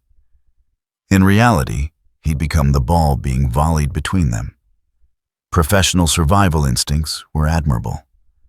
But against institutional-grade strategy, professionalism was just slower failure. Amanda Waller didn't work for the crime syndicate. She worked adjacent to them, which, on Earth 3, was the same thing with better optics and plausible deniability. Her operation ran out of a facility that officially didn't exist. Government black site turned private enterprise when the government realized privatization was cheaper than accountability. She brokered information, managed disposable assets, and maintained the kind of files that made powerful people nervous enough to pay for their continued non-existence. Owlman used her services regularly. Not because he trusted her, nobody trusted Waller, but because she delivered results and understood that betraying clients was bad for repeat business. The request came through encrypted channels, meeting required subject, Nazarik, compensation, negotiable. Waller accepted because Owlman paid well and because she was curious. Nazarik had disrupted patterns she'd spent years establishing. That made them either an opportunity or a threat. Either way, she needed to know which. They met in her office, 3rd sub-level concrete walls. No Windows 3 exits she controlled and 2 Owlman probably knew about. He arrived precisely on time, which she appreciated. Tardiness was disrespect. Early arrival was suspicion. Punctuality was professional. "You're concerned about the tomb," Waller said. Not a question. She'd already compiled preliminary reports, knew what this meeting was about before he'd requested it. "I'm managing a variable that's proving more complex than anticipated." Owlman settled into the chair across from her desk. "I need comprehensive intelligence. Financial networks, supply chains, personnel movements, communication patterns. Everything you can extract." That's a significant ask. My rates are irrelevant. Name your price. Waller named a figure that would have funded a small military operation. Owlman didn't flinch. She revised upward by 30%. He agreed immediately. Interesting. That meant desperation, which meant leverage. "I'll need access to your existing surveillance on Nazarick," she said. No point duplicating effort. Owlman produced a data drive. 6 weeks of observation. Gaps where they've successfully obscured monitoring. Financial activity is particularly opaque. They're moving resources through channels I can't fully map. Waller plugged the drive into her isolated system, scanned the contents while Owlman waited. The data was comprehensive but incomplete, exactly what you'd expect from someone trying to monitor an entity that knew it was being monitored. "This is good baseline work," she said. "But you're missing the human element. Organizations run on people. Even undead ones need logistics coordination, decision hierarchies. I can find those pressure points." "How quickly?" 2 weeks for preliminary mapping, 4 for comprehensive profile. She leaned back, assessing him. "But I'm going to need more than money. I'll need operational clearance to approach Nazarick directly. If I'm going to map their network, I need to be able to make contact without getting flagged as Syndicate intelligence." "You want to pose as independent contractor?" "I want to be independent contractor, which I am. Syndicate association is bad for business with certain clients." She smiled without warmth. "I can't map their operations if they classify me as hostile on site." Owlman considered this. "What's your approach?" "Same thing I do for everyone. Offer services, information brokerage, asset recruitment, logistical support. See what they bite on. Most organizations have needs they can't fill internally. I position myself as solution provider, establish relationship, extract intelligence through proximity. And if they refuse engagement, then I map them through negatives, what they avoid, who they don't contact, what services they bypass. Absence of data is still data." Waller pulled up a network diagram on her display. "Look, this is the current criminal infrastructure in sectors where Nazarick operates. You see these gaps? Routes that used to have regular traffic now quiet. That's not random. They're replacing those networks with their own. I can trace the replacement pattern." Owlman studied the diagram. "You think you can infiltrate their supply chain?" "I think I can become part of their supply chain. Difference is subtle but significant." "Approved. But I want real-time reporting, weekly updates minimum." "Doable. But it increases risk of exposure. More frequent contact means more opportunities for them to detect the connection." "Acceptable risk." Owlman stood. "You have 4 weeks. If you haven't produced actionable intelligence by then, the contract terminates." "Understood." He left through the primary exit. Waller waited 3 minutes, then activated her secondary monitoring suite. Tracked his departure through 6 blocks of surveillance coverage. Clean, no tail, no secondary observers. Good. She didn't like working under surveillance she didn't control. She began drafting her approach to Nazarick within the hour. Standard contractor outreach services, available rates, competitive discretion, guaranteed. The kind of pitch that worked because everyone needed something they couldn't acquire legitimately. The response came faster than expected. Invitation to preliminary meeting. Coordinates in neutral territory. Protocol specified, come alone. Bring sample work product, no surveillance devices. Professional. Almost refreshingly so. And Ainz reviewed Waller's dossier while waiting for her arrival. The file was comprehensive 30 years of operations client list that read like a criminal who's who success rate that suggested genuine competence rather than reputation inflation. She's dangerous, Demiurge observed.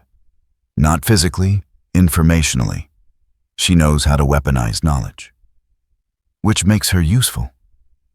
Ainz closed the dossier. We don't need to trust her. We need to use her. She'll be using us simultaneously, obviously.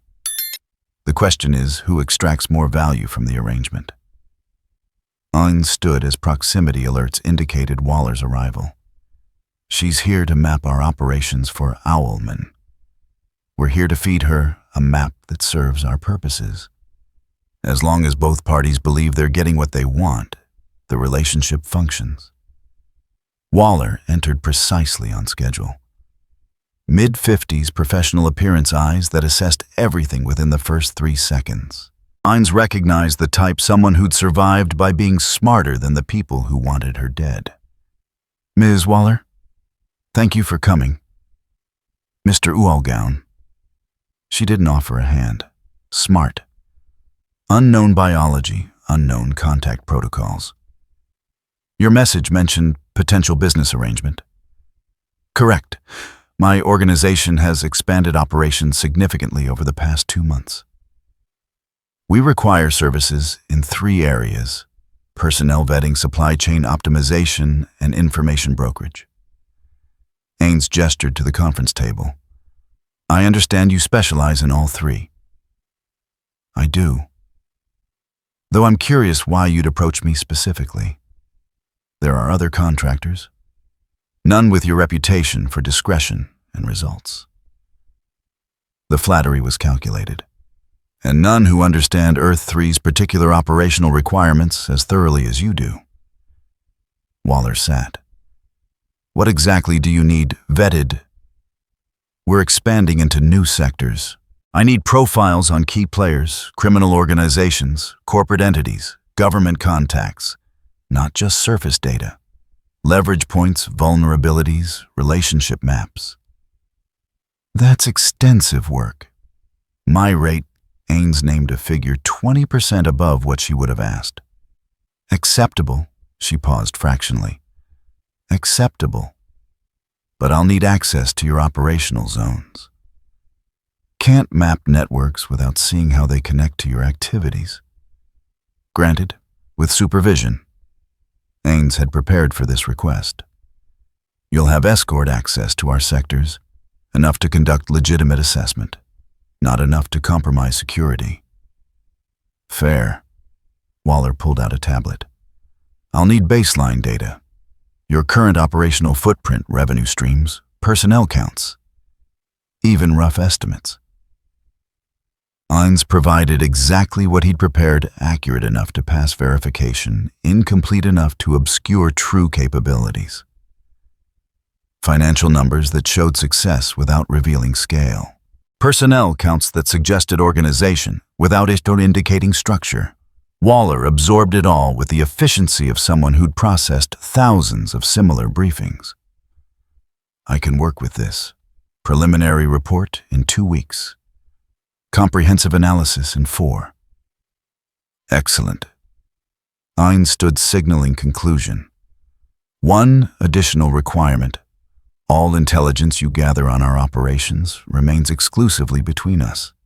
No third-party sharing. Standard confidentiality, of course. I'm sure. Ainz watched her carefully. Though I imagine you maintain multiple client relationships. I'm simply clarifying that information about us doesn't flow to other parties, regardless of who those parties might be. The message was clear. I know you're working for Owlman. Don't insult me by pretending otherwise.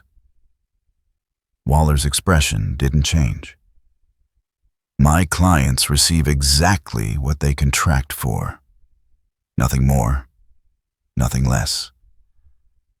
Then we understand each other. They departed without further ceremony. Professional transaction professionally concluded. Not. In her office, Waller compiled her initial assessment for Owlman. Nazarick was more sophisticated than anticipated. Their operational security was layered. Their leadership, Ainz, specifically understood information warfare at a level that suggested experience beyond this reality. But she'd gotten access. Limited supervised, but legitimate. Enough to begin mapping from inside rather than outside. The report went out through encrypted channels. Owlman would receive it within the hour. What Waller didn't know was that every file she'd accessed had been prepared specifically for her review. Every data point she'd collected had been curated. The map she was building was accurate in detail and completely misleading in implication. She was compiling intelligence, but the intelligence was compiling her.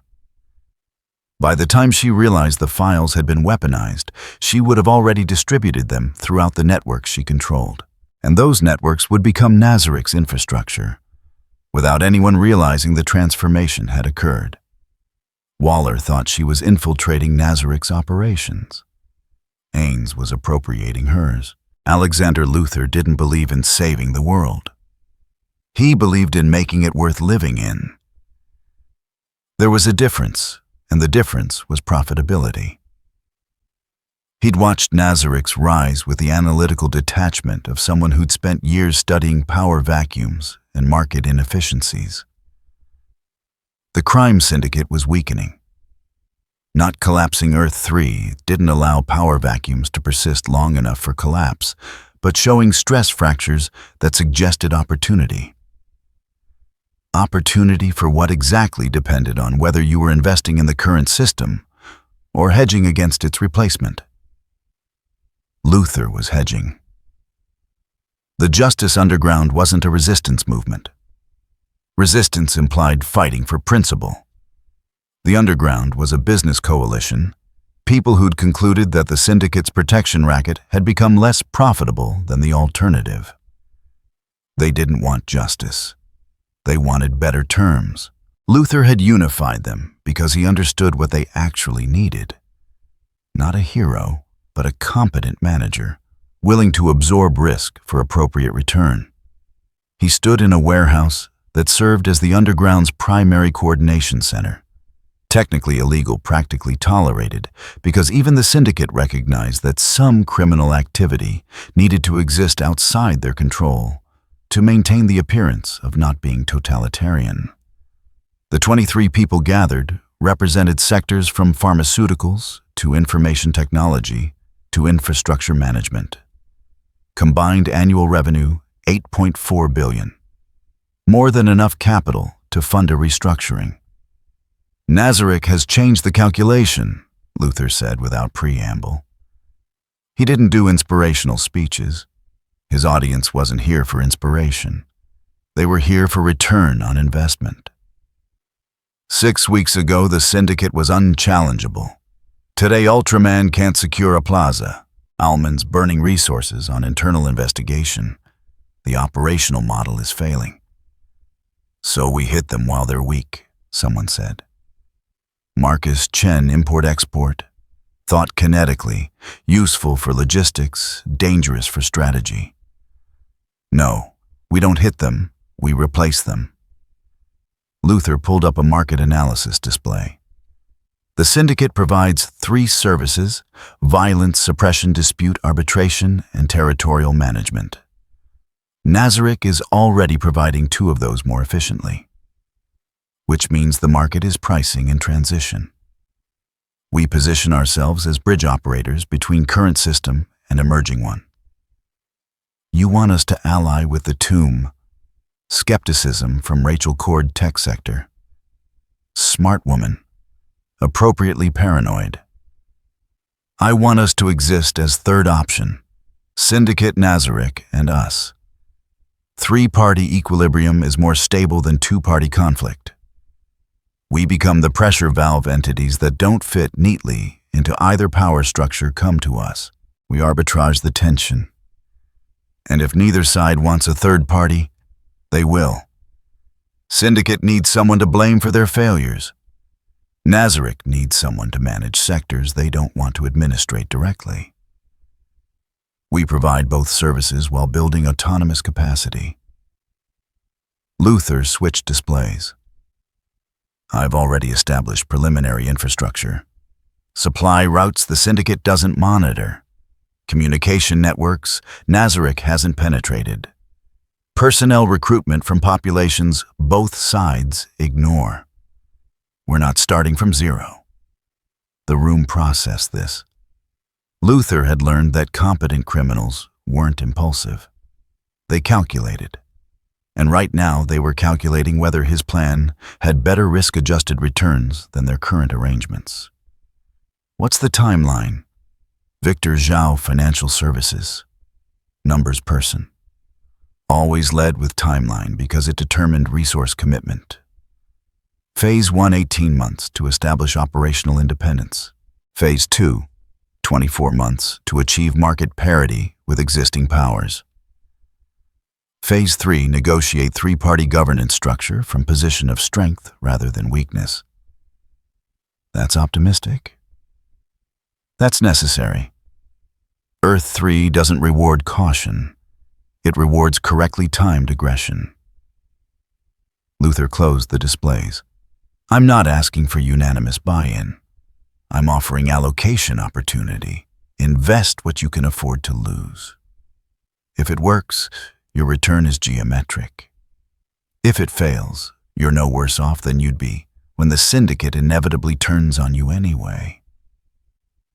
The pitch was deliberately stark. No false promises, no emotional appeals, just numbers and probabilities. They discussed for 40 minutes. Questions about resource allocation, risk distribution, exit strategies. Professional due diligence. 17 of 23 committed initial funding. The other 6 were hedging their hedges, waiting to see which way momentum shifted before committing. Luther accepted both outcomes. You didn't need unanimous participation. You needed critical mass. The approach to Nazarick was more delicate. Luther couldn't use the same pitch he'd used for the underground. Ainz' Ooal gown wasn't motivated by profit in any conventional sense. The tomb's economic integration suggested intelligence, but the underlying goals remained opaque.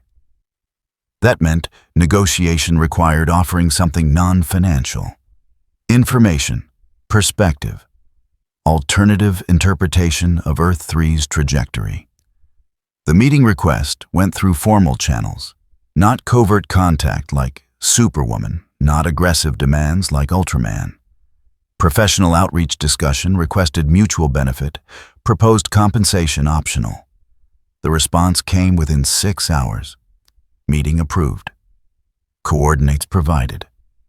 Protocol specified, no weapons, no surveillance, no personnel beyond principles. Luther arrived alone.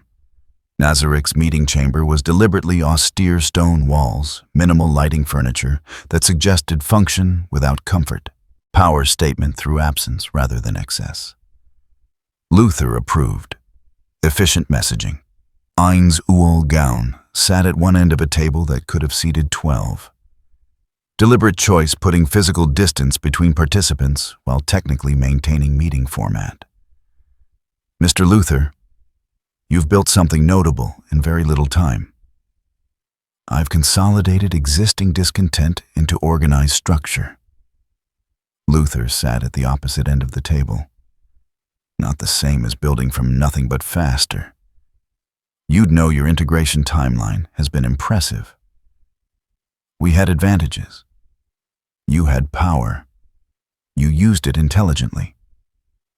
Most entities that arrive with power use it stupidly. The distinction matters. Luther placed a data tablet on the table. I'm here to propose something that benefits both of us. I won't waste time with false alliance offers or veiled threats. Direct proposition, I want to prevent Earth 3 from becoming either Syndicate monopoly or Nazarick monopoly. Both outcomes are bad for long-term stability. Ainz tilted his skull fractionally. You assume I want monopoly.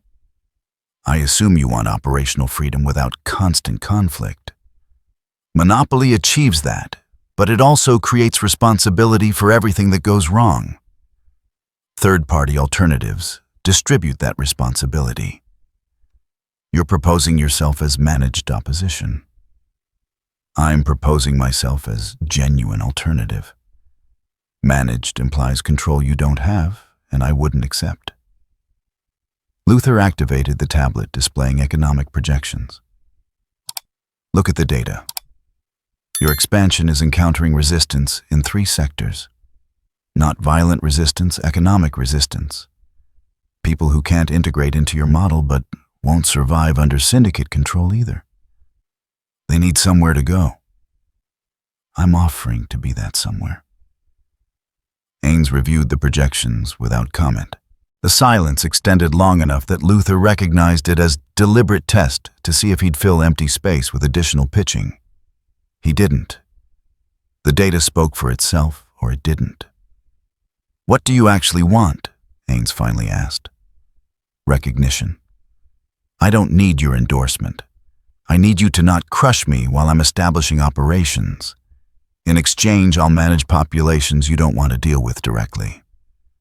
Divert conflicts before they reach threshold, requiring your intervention. Act as circuit breaker for tensions that would otherwise require resource expenditure you'd prefer to avoid. You're offering to be my cleanup crew. I'm offering to be an autonomous entity that happens to generate positive externalities for your operations. Luther leaned forward slightly. The difference is, I'm doing it for my own reasons, which makes it sustainable. Hired help has incentive to stop working when payment stops. Independent operations have incentive to maintain effectiveness because their survival depends on it. Ainz processed this. The logic was sound. Luther was essentially proposing to establish buffer state between Nazarick and Syndicate entity that absorbed friction neither side wanted to manage directly. And when your operations conflict with mine, we negotiate. Like professionals. Not like the Syndicate who negotiates with ultimatums. Luther pulled up a secondary display. I've drafted preliminary operational boundaries, areas where I commit not to interfere with your activities, areas where you commit not to interfere with mine, overlap zones where we coordinate. Standard territorial arrangement, but documented and enforceable. Enforceable how? Economic integration. If I violate terms, you cut access to markets I depend on. If you violate terms, I divert populations that make your sectors profitable. Mutual hostage situation, but structured so neither side has incentive to trigger it. Ainz examined the proposed boundaries. They were reasonable, not generous, but not exploitative. Luther had clearly studied Nazarick's expansion patterns and identified sectors where resistance was highest, but strategic value was lowest. Smart negotiation. Offer to take the problems off someone's hands while making it sound like you're asking for favor. What's your timeline for implementation? 4 months to establish presence in designated sectors, 8 months to achieve operational sustainability, 12 months to become self-reinforcing. Luther met Ainz's gaze directly, or would have if there'd been eyes to meet. I'm not asking for partnership. I'm asking for non-interference during growth phase. After that, our relationship becomes whatever makes sense based on actual outcomes, rather than projected ones. Ainz considered. The proposal had merit. Luther was offering to create complexity that would occupy Syndicate attention while Nazarick continued expansion. And if Luther succeeded, he'd provide buffer that absorbed conflicts Nazarick would otherwise need to manage directly. If he failed, Nazarick would simply absorb his territory without having invested anything. Low risk. Moderate potential return. Acceptable investment. Agreed. With one condition. which is, you route all expansion through notification system my organization already has established in your proposed sectors. I don't need approval authority. I need awareness. If you're operating in territories adjacent to mine, I want to know what's moving where. Luther nodded slowly. Information sharing. Acceptable, but reciprocal. If you're expanding into zones that border my operations, I get equivalent notification. Agreed. They formalized the arrangement over the next 20 minutes. Boundary definitions, notification protocols, dispute arbitration procedures, professional contract negotiation between entities that didn't trust each other, but recognized mutual utility. When Luther departed, he left feeling cautiously optimistic. He'd secured breathing room to build. Whether that building succeeded depended on execution, but at least he'd removed the threat of immediate obliteration. Son, in the throne room, Demiurge reviewed the meeting transcript with analytical precision. He's dangerous, Demiurge observed. Different kind of dangerous than Owlman. Owlman's dangerous because he's paranoid and prepared. Luther's dangerous because he's correct. Explain. His analysis is accurate. Three-party equilibrium is more stable than two-party conflict. If we eliminate him, we accelerate confrontation with the Syndicate at timeline we don't control. If we tolerate him, he provides buffer and absorbs resources that would otherwise target us. Ainz turned this over. You're saying he's right that his existence benefits us? In short term, yes. In long term, Demiurge pulled up economic models. He becomes competitor, not immediately, but eventually. He's building autonomy, which means he's building capacity to resist. Different from Syndicate, who built authority through violence. Luther's building authority through competence. Harder to counter, but not impossible to counter. No.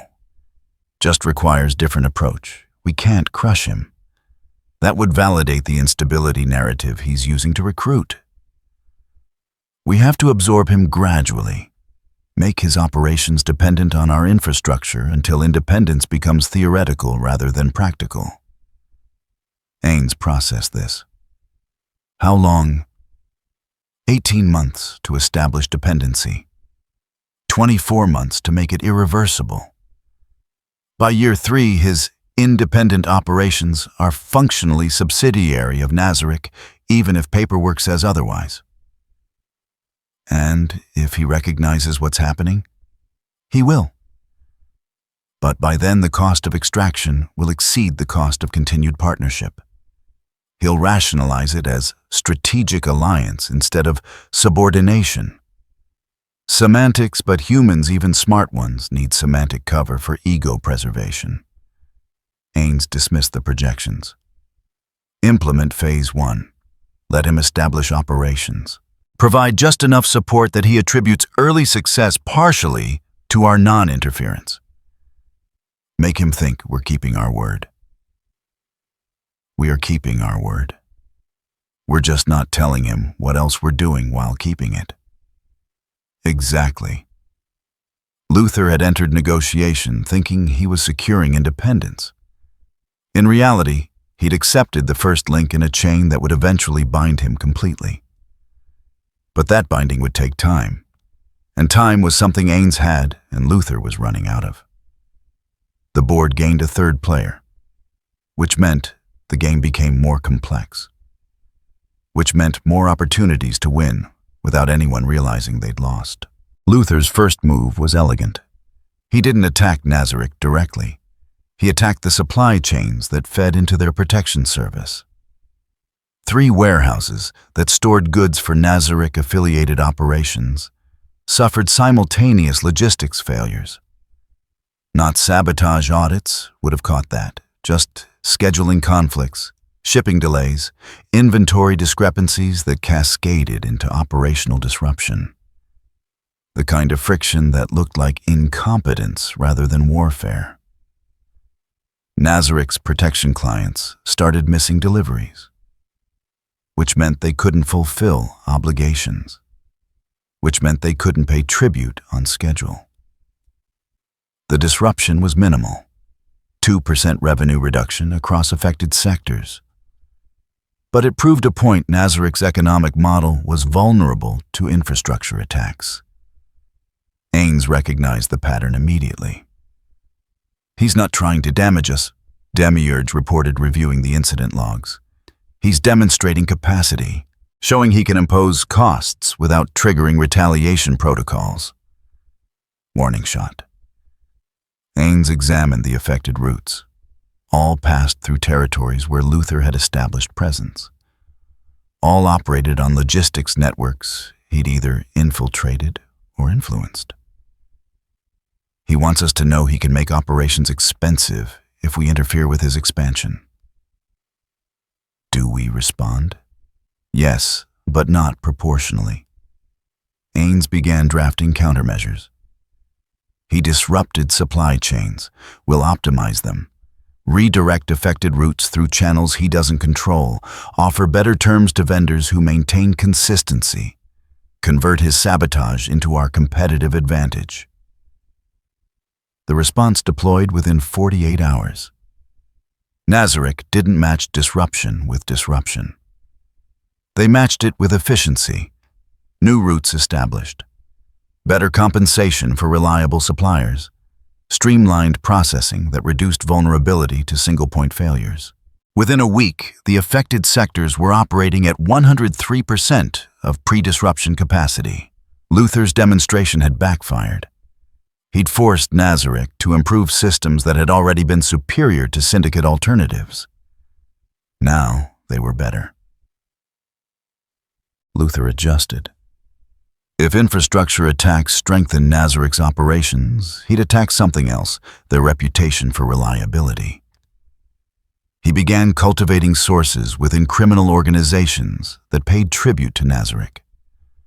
Not to recruit them away that would trigger enforcement, just to plant doubts. Quiet questions about whether Nazaric's protection was worth 15% when Luther could broker better terms with less supervision. The whisper campaign was subtle.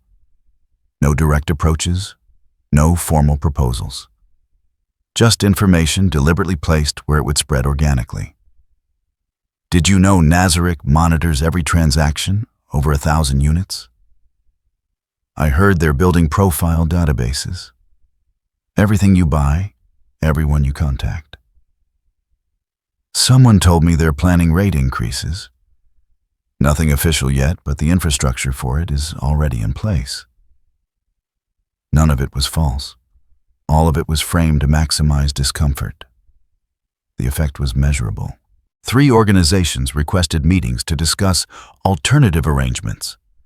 2 others delayed payments, citing cash flow concerns that were really negotiation tactics. Luther wasn't stealing Nazaric's clients. He was making them expensive to maintain. Ainz's response was surgical. The 3 organizations that requested alternative arrangement meetings received invitations to discuss their concerns. Not threats, not ultimatums. Professional problem-solving sessions. Each meeting followed the same template. Nazaric representatives listened to grievances, acknowledged concerns, and offered customized solutions. Rate adjustments for organizations with demonstrated loyalty. Enhanced services for those willing to commit to longer contracts. Flexibility where it cost Nazaric nothing but bought goodwill. The 2 organizations that delayed payments received different treatment. Not enforcement action that would have validated Luther's narrative about Nazaric being inflexible. Instead, they received economic incentives to resume compliance. Temporary rate reductions, access to exclusive supply networks. Benefits that made paying tribute more profitable than withholding it. All 5 organizations renewed their arrangements within 2 weeks. 4 of them at higher commitment levels than before. Luther's Whisper campaign had become Nazaric's customer retention program. The warfare escalated. Luther targeted the criminal organizations that were considering integration into Nazaric's network, offered them alternative protection at 12% instead of 15%, matched service quality, provided similar infrastructure access. He wasn't undercutting Nazaric everywhere, just in markets where acquiring clients would stretch Nazaric's enforcement capacity, force them to choose between expansion and consolidation. It was working. 7 organizations chose Luther's arrangement over Nazaric's. Not because it was better, because it was good enough and 3% cheaper. Demiurge presented the analysis with unusual tension. He's eroding our growth rate. Not collapsing our operations, but limiting expansion. If this continues, we'll reach market saturation without achieving critical mass. Ainz studied the affected sectors. Luther had targeted carefully picking organizations that required significant oversight relative to their revenue contribution, taking the difficult clients off Nazaric's hands while making it look like competition. Smart. Luther was weaponizing Nazaric's own efficiency standards against them. Counteroffer, Ainz decided. We don't match his rates. We abandon the sectors he's targeting. Demiurge paused. Abandon them entirely. Abandon them to him. Let him take the difficult clients. Let him discover why we considered them marginal. Ainz highlighted 12 additional organizations. Meanwhile, we redirect resources toward these sectors. Higher profit margins, better compliance rates, less enforcement overhead. You're conceding territory. I'm conceding unprofitable territory to force him to manage it. He thinks he's winning market share. In reality, he's acquiring liability. Ainz began reallocating enforcement resources. He'll spend the next 6 months learning why those clients were priced at 15%. The ones who pay 12% will cost him 18% to maintain. And when he realizes the trap, he'll try to raise rates or drop clients. Both options damage his reputation. If he raises rates, he's no longer the cheaper alternative. If he drops clients, he's unreliable. Either way, his competitive advantage erodes. The strategy deployed over the next month. Nazaric systematically withdrew from sectors where Luther was offering competition, not retreating repositioning, taking resources from low-margin operations and investing them in high-return sectors. Luther's organization expanded, doubled client count within 6 weeks. His profit margins contracted by 11%. Yink, 3 months into the currency war, Luther was forced to make adjustments. The clients he'd acquired required more enforcement than projected. Infrastructure costs ran higher than models suggested. Personnel overhead exceeded budget by 23%. He'd won market share. But market share without profitability was just expensive visibility. Rachel Cord raised the concern at the Underground's quarterly review. We're operating at 91% of projected revenue against 119% of projected costs. That's not sustainable. It's initial investment, Luther said, knowing the explanation was weaker than it should be. Growth phases require capital infusion. Growth phases with clear path to profitability, yes. This looks like acquisition for acquisition's sake. Victor Zhao had brought detailed financial analysis. These 17 clients we took from Nazaric, they're costing us more than they're generating. We're subsidizing their operations, but Luther reviewed the data. Zhao was right. The clients Nazaric had abandoned weren't abandoned because Nazaric couldn't service them. They were abandoned because they weren't worth servicing. He'd been baited into taking liability disguised as opportunity. We optimized him, Luther decided. Streamline operations, reduce enforcement costs, improve efficiency. That takes time. We're spending capital we don't have excess of. Then we raise rates. To what, 15%? That makes us identical to Nazarick, except newer and less established. 12% is our competitive advantage. Luther had no good answer. Raising rates eliminated differentiation. Maintaining rates sustained losses. Dropping clients admitted failure. He'd been outmaneuvered, not through superior force, through superior patience and better targeting. Ainz watched Luther's financial reports through sources.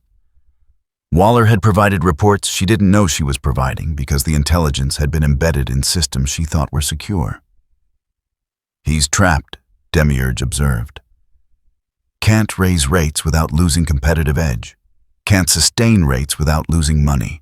Can't drop clients without losing credibility.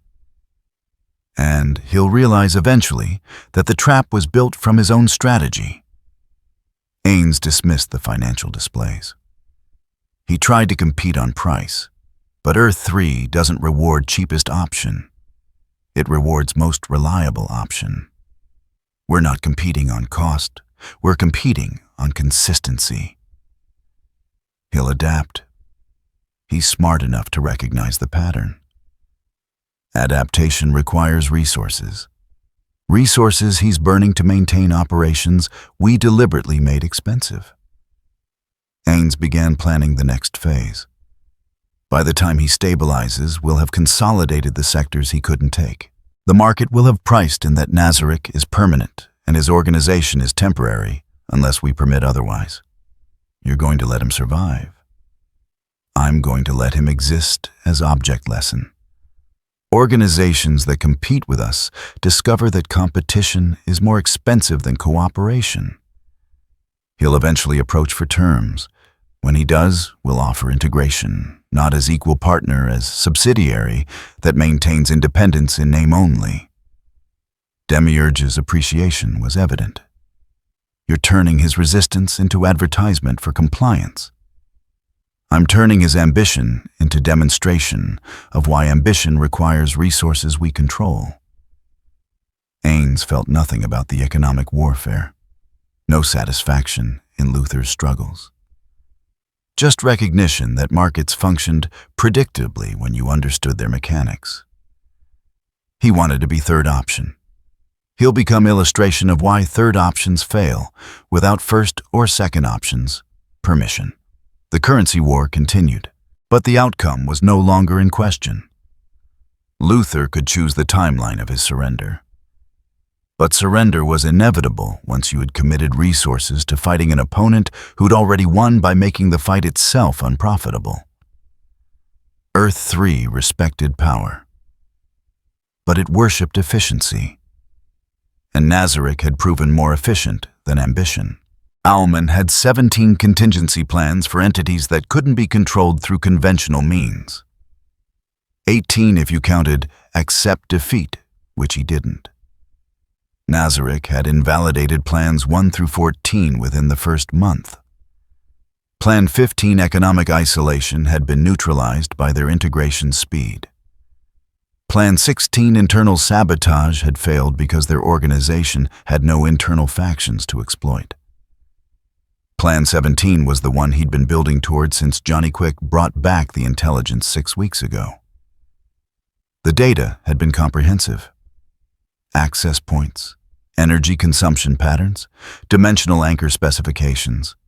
Enough technical detail to understand how Nazarick had locked itself into Earth 3's reality. Ooal had spent those 6 weeks analyzing cross-referencing modeling. The anchor system was sophisticated, but not unprecedented.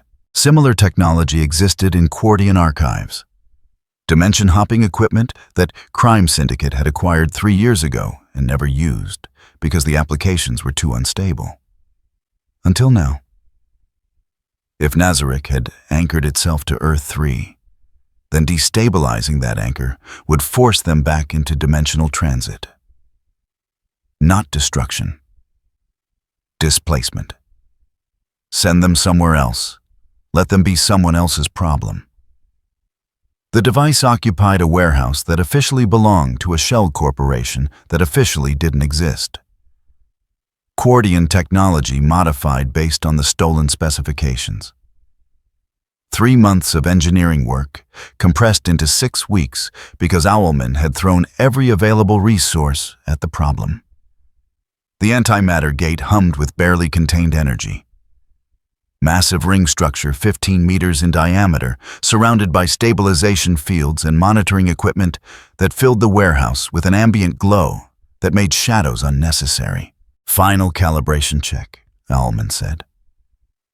The technician, one of 4 who understood enough quantum mechanics to operate equipment that violated most principles of conventional physics, reviewed the readings. Targeting parameters locked. Dimensional frequency matched to Nazarik's anchor signature. Displacement vector calculated for maximum distance from Earth 3. Success probability: 87% for partial displacement, 63% for complete ejection. Good enough. Owlman didn't require certainty. He required odds better than doing nothing. Power sequence. The gate spooled up over 17 minutes. Energy consumption spiked across 3 city blocks. Nazarik would detect it. No way to hide a dimensional weapon this size, but detection didn't matter if deployment was faster than response. The targeting system locked onto Nazarik's dimensional anchor, the specific frequency that kept them bound to Earth 3's reality. Owlman had triple-checked the calculations. The anchor specifications from Johnny's data matched observable parameters. The displacement vector was optimized. Everything aligned. He activated the gate. The effect was immediate and catastrophic. But not for Nazarik. The displacement energy discharged correctly. The dimensional stress propagated through the targeted frequency. The anchor system registered the attack and did exactly what Owlman's models had predicted. It adapted. What Owlman hadn't known, couldn't have known from the falsified data, was that Nazarik's anchor wasn't a single point. It was a distributed network. The specifications Johnny had stolen showed primary anchor characteristics, accurate information, but incomplete. The secondary anchors, the ones not mentioned in the stolen data, activated the moment the primary came under stress. Instead of destabilizing Nazarik's connection to Earth 3, the displacement energy got redistributed across the entire network. And redistributed energy, when fed into a system designed to handle it, became reinforcement. Nazarik's anchors didn't weaken, they multiplied. The dimensional stress that should have pushed them out instead pulled them deeper. The tomb that had been adjacent to Earth 3's reality began integrating into it at structural level. Not sitting on top of physics, weaving into it. Owlman watched the readings with the detached horror of someone who'd just realized they'd fed their opponent exactly what was needed to become invulnerable. "Shut it down," he said quietly. "Attempting shutdown." The technician's voice had acquired tension. "Gate isn't responding. Feedback loop established. It's self-sustaining. Sever power. Already done. It's drawing energy from the dimensional breach itself." Owlman had built a weapon that couldn't be turned off and was actively strengthening the target it was meant to destroy. The gate ran for 47 minutes before the feedback loop exhausted itself. When it finally powered down, 3 city blocks had suffered dimensional distortion effects, physics, glitches, temporal anomalies, spatial warping that would take months to stabilize. Nazarik remained exactly where it had been. But the instruments now showed something different. The dimensional signature had changed. Stronger, more integrated, less visiting entity, and more fundamental feature. Owlman stood in the warehouse long after the technicians had left, reviewing the data, analyzing where the models had gone wrong. The calculations had been correct. The engineering had been sound. The intelligence had been accurate. Accurate but incomplete. Which meant it had been deliberately incomplete. The data Johnny had stolen wasn't compromised because it was false. It was compromised because it was true enough to be trusted and incomplete enough to be catastrophic. He'd been played from the moment Johnny had breached Nazarik's perimeter. The report reached Crime Syndicate leadership 6 hours later. Owlman presented it without editorial commentary. Just facts: attempt made, weapon deployed, outcome failed, side effects, extensive. Nazarik now more entrenched than before. Ultraman's response was predictable. You tried to handle this unilaterally. I tried to handle it competently. Consultation would have added variables without improving outcome. Consultation would have meant we knew you were building a dimensional weapon in our territory. Superwoman's tone carried the specific kind of anger that came from opportunities missed. I could have leveraged that information. Now it's just wasted resources and public failure. Public failure. Owlman's voice remained flat. Nobody outside this room knows the specifics. Everyone knows you fired something at Nazarik, and they're still here. That's the only public information required. She was right. The optics were worse than the tactical failure. Earth free. Respected competence. Demonstrating incompetence, even failed competence, was political death. Johnny Quick had been silent throughout the discussion. Now he spoke. The data I retrieved, it was real. I verified it myself. The data was real, Owlman confirmed. It was also bait. They let you steal exactly enough truth to make us commit to action based on false assumptions. You're saying I was compromised. I'm saying we all were. They've been 3 moves ahead since the moment they arrived. The silence that followed was the sound of an organization realizing it had lost strategic initiative. Power Ring broke it. So, what now? Now we acknowledge that Nazarik isn't a temporary problem.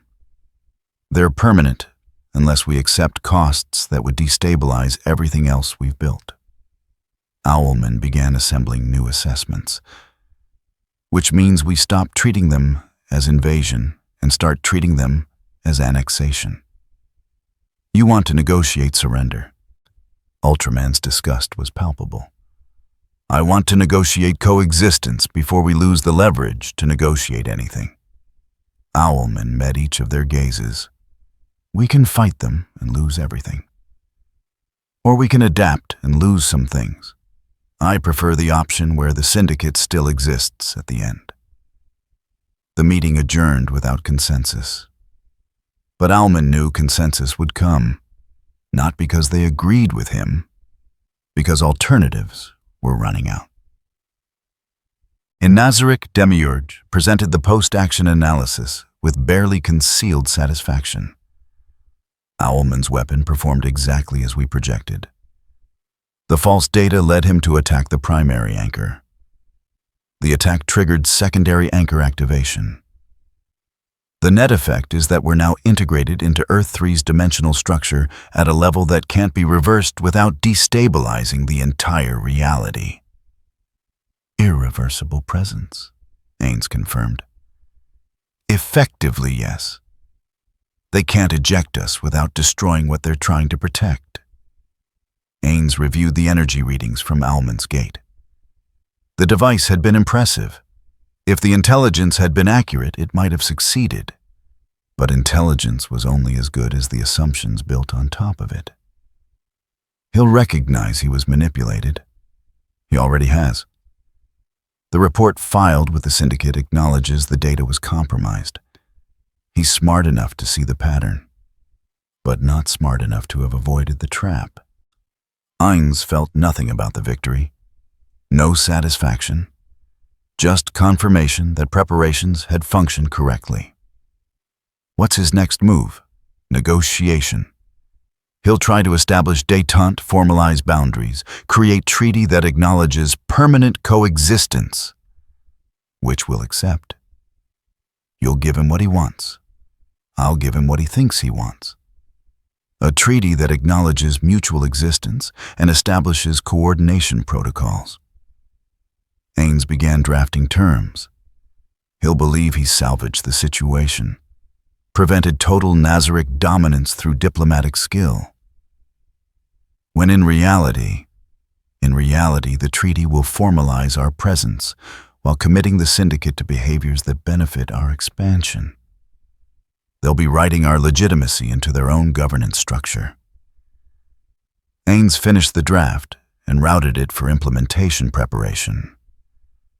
Owlman wanted to reset the board. Instead, he locked us into it permanently. Now we let him believe he's managing the outcome when he's actually executing our strategy. The weapon had failed, but the failure had achieved more than success ever could. Nazaric was no longer an entity occupying Earth-3. They were part of Earth-3's structure. And structures once established were nearly impossible to remove. Owlman's reset had been the final move Nazaric needed to become irreversible. The crime syndicate didn't collapse. Organizations with that much accumulated power rarely did. They fractured slowly at first, then all at once. The fracture began 48 hours after Owlman's failed reset. Ultraman arrived at the Syndicate Coordination Center without announcement. Not unusual, he never announced. But the timing was deliberate. Owlman was mid-briefing with intelligence assets, which meant he couldn't immediately respond to confrontation. "We need to discuss your weapon," Ultraman said, not bothering with preamble. Owlman dismissed the assets with a gesture, waited until they'd cleared the room.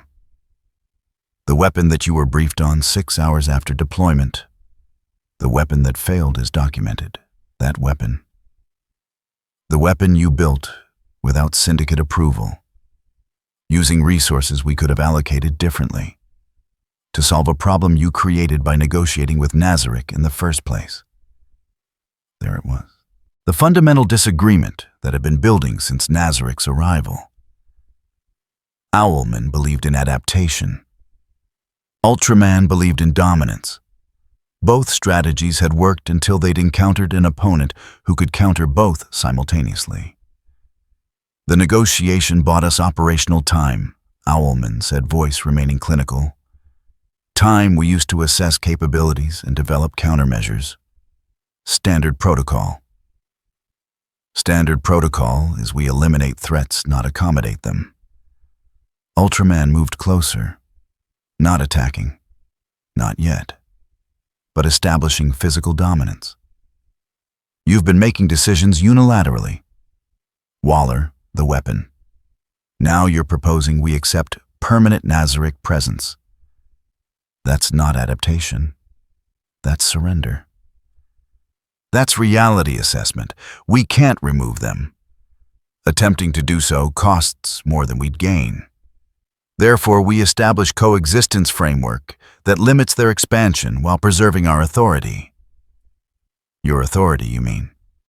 Ultraman's tone shifted to something more dangerous. "You've been positioning yourself as the strategic mind of the Syndicate. Making decisions, allocating resources, determining policy. When did the Syndicate become your personal project?" Owlman recognized the trap. Defend his decision-making, and he'd validate Ultraman's accusation of overreach. Accept criticism, and he'd appear weak. Earth-3 leadership dynamics didn't allow for middle ground. He chose the third option, attack the premise. "The Syndicate became my project the moment your public failure against Nazaric made strategic thinking necessary. You wanted to dominate. You got humiliated. I'm cleaning up the consequences." The air temperature dropped. Metaphorically. Literally, Ultraman's heat vision was charging, which created thermal distortions. "Choose your next words carefully." Choose yours carefully. We're in my facility, my security systems, my advantageous terrain. Owlman hadn't moved, didn't need to. You want dominance, fine. Go dominate Nazarick. When you inevitably fail again, I'll adapt to that too. But stop pretending your pride is strategic thinking. Ultraman's heat vision discharged not at Owlman, but at the wall behind him. Instantaneous vaporization of 3 meters of reinforced concrete.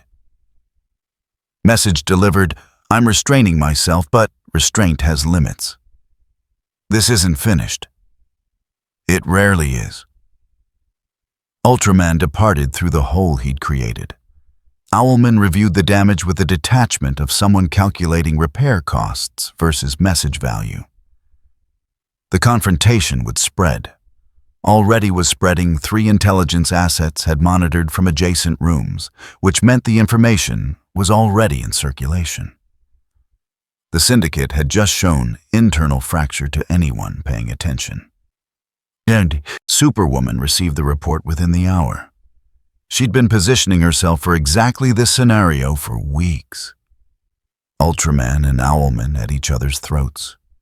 Johnny Quick uncertain which side offered better survival odds. Power Ring paranoid about everyone. Time to accelerate things. She contacted Johnny directly. Not through official channels, through personal communication line they'd established 2 years ago when they'd briefly entertained the idea of alliance before concluding neither trusted the other enough. The Syndicate is fracturing, she said without preamble. Ultraman and Owlman are both wrong. We have opportunity to restructure authority before either of them consolidates. Restructure how? Johnny's voice carried appropriate skepticism. Ultraman wants dominance without strategy. Owlman wants strategy without power. We provide both. You're the fastest. I'm the strongest after Ultraman. Together we can outmaneuver Owlman and outmuscle Ultraman. And then what split the Syndicate between us? Then we negotiate with Nazarick from position of unified strength rather than fractured weakness. Lock an arrangement that preserves Syndicate authority while accepting reality. It was a good pitch, practical, based on accurate assessment. Johnny would recognize that. What Johnny didn't know was that Superwoman was already negotiating secondary arrangement with Nazarick. Insurance policy. If the Syndicate restructuring failed, she'd have exit strategy. I'll consider it, Johnny said, which meant yes, but with plausible deniability if things went wrong. Superwoman ended the communication and began Phase 2, approaching Power Ring. Power Ring was having a different kind of crisis. The ring entity Voltum had been whispering more insistently since Nazarick's arrival. Not advice. Warnings. Predictions. Paranoid assessments that might have been madness or might have been the only sane response to situation that made no sense. The ring wanted him to attack Nazarick directly. Argued that dimensional entities were vulnerable to willpower constructs because Will transcended physics. Ring logic. Ring madness. But Ring had kept him alive through situations that should have been fatal. Ignoring its advice seemed strategically unsound, even when the advice seemed tactically insane. He was standing on a rooftop 3 blocks from Nazarick's primary zone when Superwoman found him. "You're planning something stupid," she said. "I'm planning something necessary. There's a difference." Not in the outcome. Superwoman moved carefully. Power Ring wasn't stable on good days. Today wasn't a good day. The Syndicate is fracturing. Ultraman and Owlman are at war. We need to consolidate, not fragment further. Consolidate under who you... Power Ring laughed, sharp and bitter. You've been making side deals since Nazarick arrived. Everyone knows it. Nobody can prove it, but everyone knows. And you've been talking to your ring more than to actual people. We're all compromised. Question is whether we're compromised separately or together. Power ring turned. The ring pulsed with barely contained energy. Together means subordinate to someone. I don't do subordinate. Then do parallel. You handle Nazarick containment. I handle Syndicate restructure. We coordinate without commanding. Why would I trust you? Because you don't have better options. Owlman will betray you the moment it's efficient. Ultraman will destroy you the moment you show weakness. I'm offering actual partnership. The ring whispered. Power ring listened. Made decision based on advice from entity that might be trying to help or might be trying to kill him. Earth 3 didn't allow for certainty. One operation. Coordinated strike. If it works, we discuss further arrangement. If it fails, we never had this conversation. Acceptable. They began planning. Neither trusted the other. Both understood that Earth 3 leadership required temporary alliances against larger threats. The Syndicate was eating itself. Standard Earth 3 succession pattern. Nazarick had simply accelerated the timeline. And Owlman watched the communication intercepts with cold assessment. Superwoman was recruiting. Power Ring was unstable. Johnny Quick was hedging. Ultraman was angry. The Syndicate had perhaps 6 weeks before internal conflict became open warfare. Maybe less if someone did something catastrophically stupid. He began drafting contingencies, plans for if Superwoman's coalition succeeded, plans for if Ultraman struck first, plans for if Power Ring did whatever insane thing the ring was suggesting. All the plans converged on same conclusion: Syndicate civil war would create power vacuum. Nazarick would fill it. The only variable was how much of the Syndicate survived to negotiate terms afterward. Owlman could prevent the civil war. Probably. Require significant resource expenditure and accepting diminished authority. Or he could allow it to play out and position himself to pick up pieces afterward. Both options had merits. Both had costs. He chose the third option: accelerate the conflict under controlled conditions. Let internal factions fight, but in territory and timing he could manage.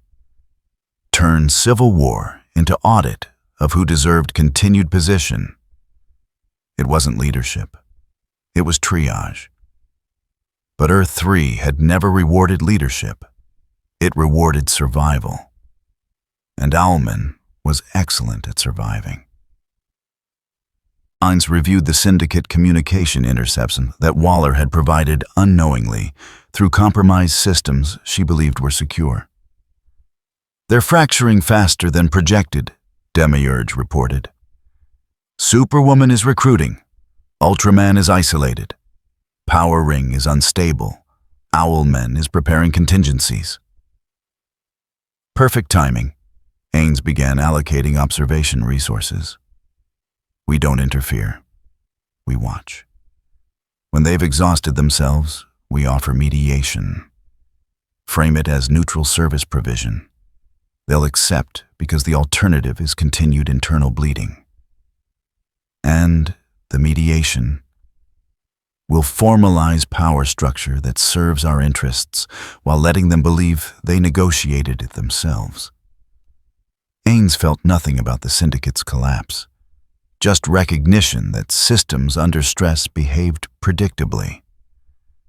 They're not enemies anymore. They're clients experiencing leadership transition. We're going to help them through it by ensuring the transition concludes with us in control.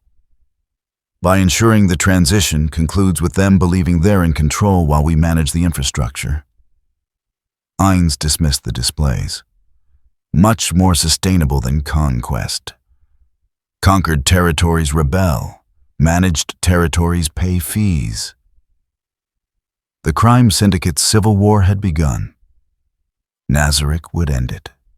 and the ending would look like restoration rather than conquest, which was exactly how you took control without anyone realizing they'd surrendered. The transformation began at midnight. Not because midnight was significant, but because midnight was when the fewest people were paying attention. Metropolis didn't notice at first.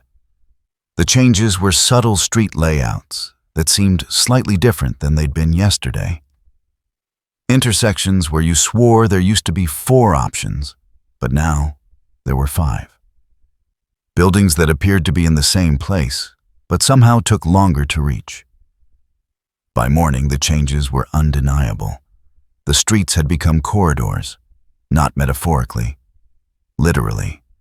Space had been reconfigured so that what used to be open avenues now had edges, invisible boundaries that deflected movement, channeled traffic into specific routes, turned the city grid into something more like a maze with mandatory paths. You could still get anywhere. You just couldn't get there directly anymore. Marcus Webb noticed it on his morning supply run. The route from the warehouse to the distribution center was 3 miles straight forward. He'd driven it 100 times. Today it took 40 minutes because the streets kept redirecting him. Not blocked, redirected. He'd turn toward his destination and find himself traveling parallel to it instead. Course corrections led to more parallel routes. He eventually arrived, but only after the navigation system had recalculated 17 times. Others were reporting similar experiences. Routes that should have been simple required complex navigation. Shortcuts that used to exist had become dead ends or loops. The city was still navigable, but it was navigable on someone else's terms. Nazarik's terms. The overlay wasn't uniform.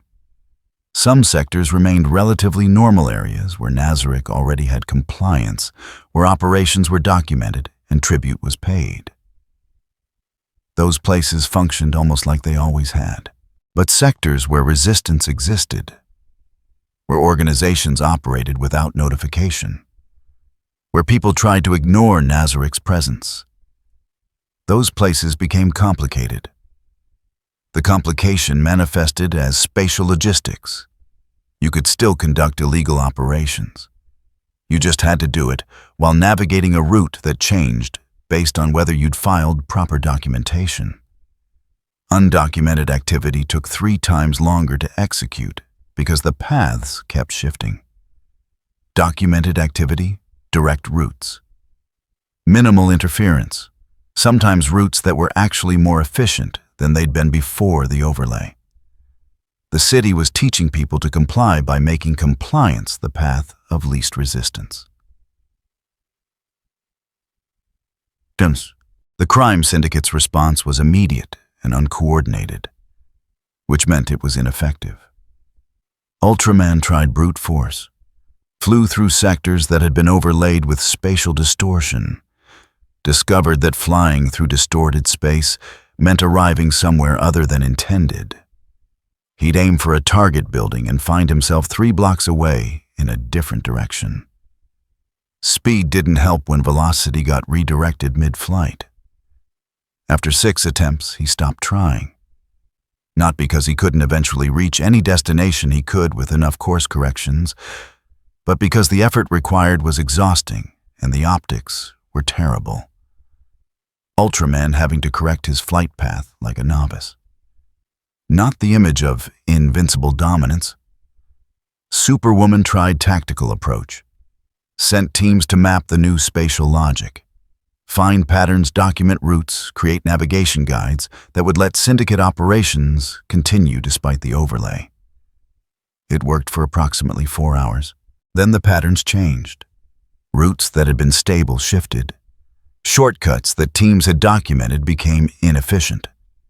The overlay was adaptive. It learned what people were trying to do and adjusted to counter it. Mapping became useless when the map rewrote itself faster than the cartographers could update. Power Ring tried to impose order through willpower constructs, created hard light pathways that ignored spatial distortion. forced straight lines through curved space. The constructs held for minutes at a time. Then they'd collapse, energy drained faster than the ring could replenish it. The overlay wasn't blocking his constructs, it was treating them as additional complexity that required more energy to maintain than they were worth. Ring rage escalated.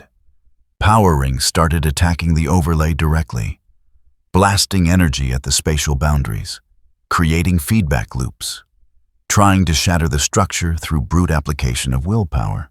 Nothing happened. The overlay absorbed the energy, redistributed it, and continued functioning.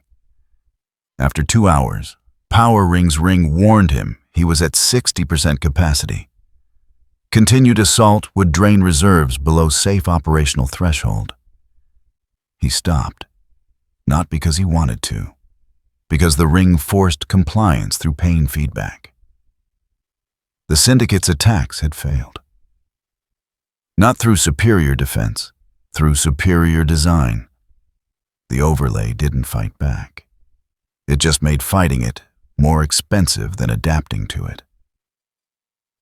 By the end of week 1, businesses were adapting. Criminal operations filed notifications, not because they'd been convinced of Nazarik's authority, but because documented routes saved 6 hours per operation. Compliance became ROI decision. Return on compliance was higher than return on resistance. Legitimate businesses adapted faster. They'd been operating in Nazarik zones for months already. The overlay just formalized what had been informal. If you paid the fees and filed the documentation, you got preferential routing. Your deliveries arrived faster. Your customers reached you easier. Your competition got lost in spatial loops. Within 2 weeks, the overlay had created its own economy. Route optimization became valuable commodity. Organizations that understood the spatial logic could offer guidance to others at premium prices. Navigation consultants emerged. Overlay specialists who claimed expertise in efficient transit. Most were frauds. Some were legitimate. All of them reinforced the same message: Nazarik's overlay was permanent, and learning to work with it was more profitable than fighting it. Owlman analyzed the overlay from his command center, watched the adaptation curves, tracked compliance rates, studied the spatial logic through every sensor array he controlled. The overlay wasn't random, it was systematic. A dungeon system overlaid onto urban infrastructure. But Baskinen's dungeon implied hostility. This was something more nuanced, a management system that made certain behaviors easier and others harder, without actually preventing anything. Genius in a horrifying sort of way. Can we counter it? Owlman asked his technical team. Counter it how? The lead engineer looked exhausted. It's not a weapon, it's architecture. You can't counter architecture.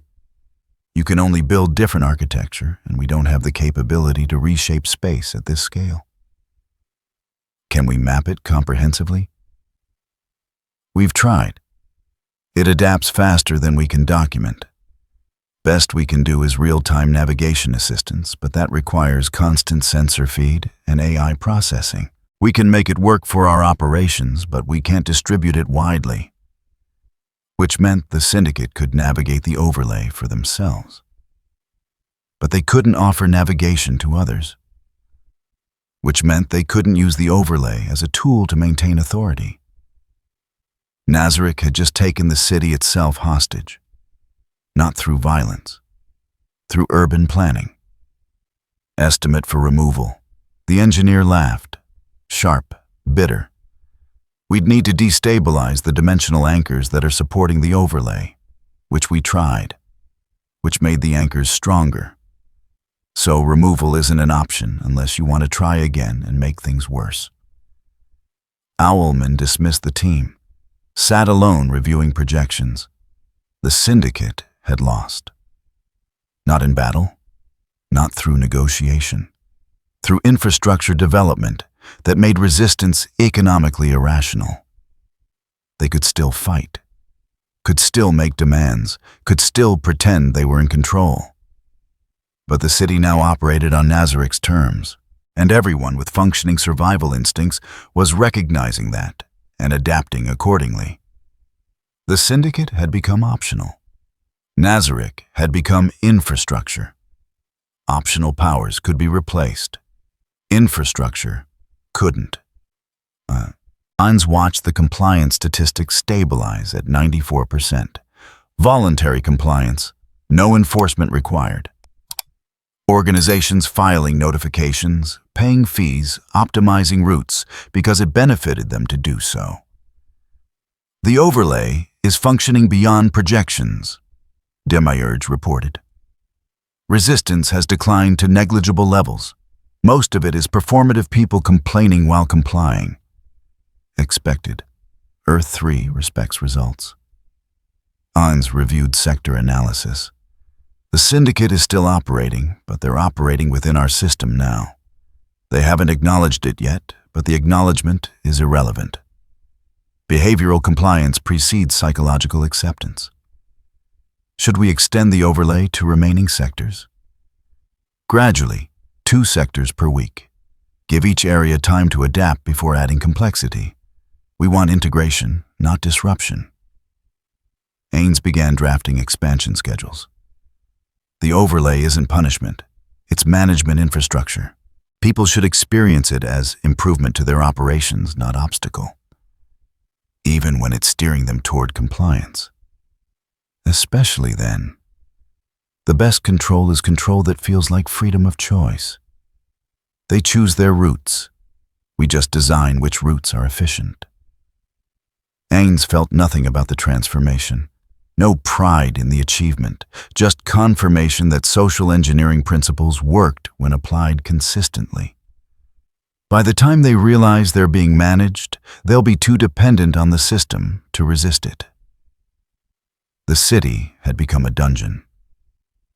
But dungeons properly designed weren't prisons.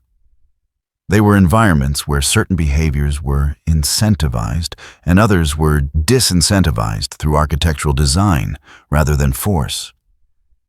People could choose to resist. The overlay just made resistance expensive enough that most chose not to. And choice, even constrained choice, was how you made subjugation feel like partnership. The transformation was complete. Metropolis operated on Nazarik's logic now. The Syndicate still existed, but they existed within a system they no longer controlled. And systems once established were nearly impossible to escape without destroying everything you'd built within them. Earth 3 had been integrated. The residents just hadn't realized it yet, because integration had been implemented as infrastructure improvement. By the time they understood what had happened, it would already be too late to prefer anything else. The crime syndicate's final coordinated assault on Nazarik lasted 11 minutes. They'd planned it for 3 weeks. Synchronized attack. Every member deploying simultaneously to overwhelm through sheer concentrated force. Ultraman from above, Superwoman from the east. Power Ring constructing siege barriers from the west. Johnny Quick running interference patterns at ground level. Owlman didn't participate. He'd calculated the probability of success at 14% and decided observation provided better return than involvement. The assault began at dawn. Tactical timing Nazarik forces would be transitioning shift rotations, patrol patterns would be changing brief window of reduced coverage. Except Nazarik didn't have shift rotations. Undead didn't sleep. Ultraman hit the primary barrier at full speed. The impact registered on seismic sensors 3 blocks away. The barrier held. Not through superior strength, through redirect mechanics. His velocity got distributed across the entire barrier network instead of focused on one point. Force dispersal. Engineering solution to physics problem. He hit it again. Same result. Again. Each impact perfect by conventional standards. each impact ineffective by Nazareth standards. Superwoman reached the eastern approach simultaneously, found it blocked by spatial distortion from the overlay. Not impassable, just expensive. Every meter forward required navigating 3 meters of redirected space. She could advance, but only at 1/3 normal speed. She adapted, used flight to bypass ground-level distortion, found aerial routes similarly affected. The overlay extended vertically as well as horizontally. Power Ring began constructing siege barriers, hard light structures designed to contain and compress Nazareth's defensive perimeter. Massive walls of willpower energy rising from ground level, converging towards center point. The constructs formed correctly, held for 47 seconds. Then began experiencing systematic energy drain. Not attacks, just passive absorption. The overlay treated willpower constructs as foreign material and systematically metabolized them. Power Ring compensated, poured more energy into maintaining the structures. The ring warned him sustained output at this level would deplete reserves in 6 minutes.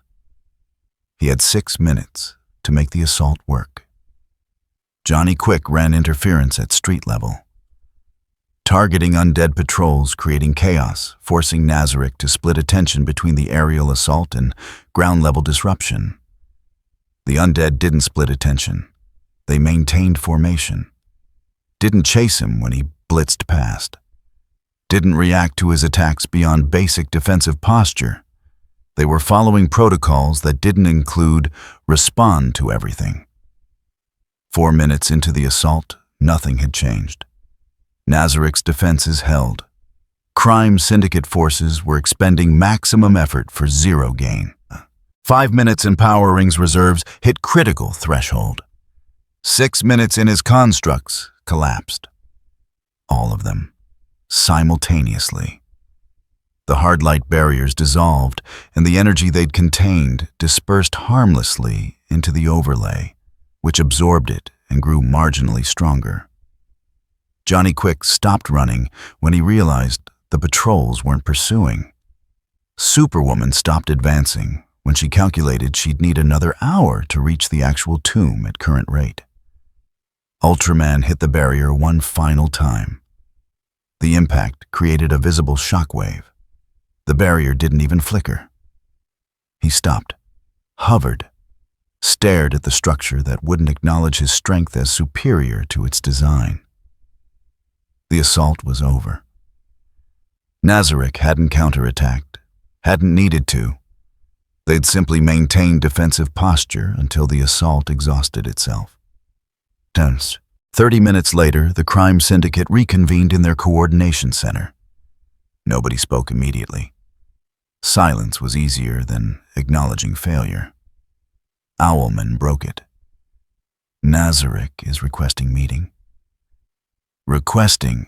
Ultraman's tone carried the specific kind of anger that came from humiliation. They should be demanding. We just attacked them. They're requesting. Formal invitation, neutral ground, discussion of ongoing operational conflicts and potential resolution frameworks. Owlman displayed the message. Professional phrasing, no threats, no demands. It's a trap, obviously. Question is whether the trap is worse than continued status quo. Superwoman examined the invitation. They're offering negotiation after we failed to damage them. That's power play. They're demonstrating they can afford to be generous because we're not a threat. We're not a threat, Owlman said flatly.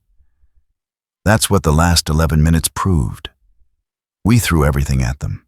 They didn't even bother counterattacking. We're not negotiating from strength. We're negotiating from acknowledgement of reality. Power Ring's ring pulsed erratically. Voltum says, Voltum is a parasitic entity that feeds on conflict, Owlman interrupted. Its strategic advice is compromised by its dietary requirements. We're not attacking again based on ring hallucinations. It's not, It is, and you know it is, which is why you're still sitting here instead of conducting another solo assault. Owlman turned to address the full group.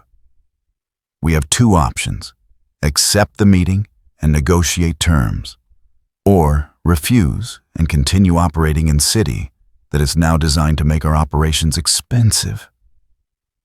Third option, Ultraman said. We leave Earth 3, abandon it to Nazarick, start over somewhere they haven't contaminated. Leave our entire power base because we encountered one setback. Superwoman's laugh was sharp. That's not strategy. That's retreat dressed up as tactical repositioning. It's pragmatism. We can't win here. The overlay, the dimensional anchoring, the economic integration, they've built infrastructure. We can't remove without destroying everything, including our own operations. Johnny Quick spoke for the first time since the assault ended. If we leave, we're admitting defeat publicly. Earth 3 will interpret it as us getting conquered and running. Every territory we've controlled will get picked apart by ambitious replacements. If we stay, we accept subordinate position to Nazarick. If we negotiate, Owlman said, overriding the discussion, we potentially establish framework where we maintain authority in specific sectors while acknowledging Nazarick authority in others. Partition instead of conquest. That's still losing. Losing is what we just did. What I'm proposing is controlled damage mitigation. Owlman pulled up treaty drafts he'd been preparing since Nazarick's message arrived. We acknowledge their permanent presence. They acknowledge our continued operational authority in designated zones.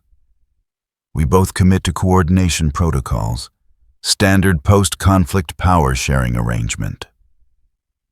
They'll never agree to real power sharing. They don't have to. They just have to agree to let us pretend we still matter while they systematically absorb everything we think we're keeping. Owlman met each of their gazes. Which is what's going to happen anyway. This way, we at least get compensation for the process. The silence that followed was the sound of an organization accepting that victory was no longer possible, and survival required surrender with better marketing. I'll attend the meeting, Owlman said. Anyone else who wants to participate is welcome. But we're going. Because the alternative is we continue bleeding authority until we're irrelevant, and I prefer being subordinate partner to being historical footnote. Nobody objected. Not because they agreed with his assessment, because they couldn't articulate better alternative. The meeting invitation was accepted 6 hours later. Ainz reviewed the acceptance with the detachment of someone confirming a scheduled appointment. They're broken, Demiurge observed. The assault was final test. They failed. Now they're ready to accept terms. They're ready to negotiate terms they think preserve some authority. Ainz began drafting the actual treaty. We'll provide that appearance. Give them zones where they nominally maintain control. Establish protocols that look like partnership, while ensuring every protocol benefits our expansion, while ensuring the protocols are structured so that their independent authority requires our infrastructure to function. They'll govern their territories using our administrative systems, enforce their rules through our monitoring networks, collect their revenue through our financial channels. Ainz completed the draft. They'll be sovereign in name, subsidiary in function. And when they realize it, they'll rationalize it as pragmatic alliance instead of managed decline. Humans are excellent at self-deception when the truth is uncomfortable. Ainz felt nothing about the Syndicate's defeat. Just recognition that power transitions followed predictable patterns when you understood the mechanics. The meeting will formalize their surrender. They'll tell themselves they negotiated a compromise. Both statements will be true from certain perspectives. The crime syndicate had been audited. Their power had been measured, found insufficient, and was now being restructured into something sustainable. Sustainable meaning profitable for Nazarick to maintain rather than eliminate. Earth 3 was learning what institutional capture looked like when executed with sufficient patience. And the lesson was being taught so gently that students didn't realize they were being educated until after they'd already graduated into subordination. Alexander Luthor had learned 3 things from watching the crime syndicates collapse. First, direct confrontation with Nazarick was economically irrational. Second, complete submission was strategically untenable. Third, the only sustainable position was one Nazarick didn't consider threatening enough to eliminate, which meant Luthor needed to appear to be losing while actually building capacity outside Nazarick's immediate control. The Escape Corridor project had been running for 6 weeks. Quiet investment in infrastructure that connected Earth 3 to adjacent dimensional spaces. Not full transit capability, but stable pathways that could move resources, personnel, and data through routes Nazarick didn't monitor because they technically didn't exist yet. Luthor wasn't fleeing. He was diversifying. The primary corridor terminus was in a warehouse district that had been abandoned during the Syndicate's early reign. Property records showed ownership under 17 shell companies, none traceable to Luthor's network. Plausible deniability layered so deep that even Owlman would need 6 months to unravel it. The equipment occupied 3 floors: dimensional resonance generators, quantum entanglement stabilizers, technology that was partly Quardian, partly reverse-engineered from Nazarick's observed dimensional anchoring, partly invented by engineers who'd been paid enough not to ask questions. It worked. Not reliably. Barely. But it worked. Corridor stability at 63%, Rachel Cord reported. She'd taken lead on the technical implementation. Duration 18 minutes per opening. Longer than that, and we risk structural collapse. 18 minutes is sufficient. Luthor reviewed the transfer schedules.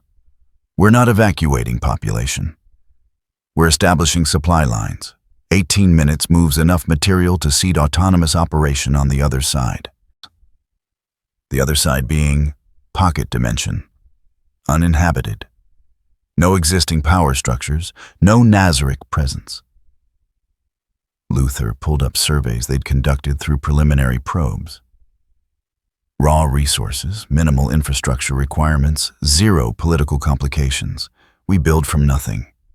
That takes years. It takes years if you're starting with nothing. We're starting with capital personnel and industrial capacity. We're transferring out of Earth 3 before Nazarick realizes we're doing it. Luthor began marking transfer priorities.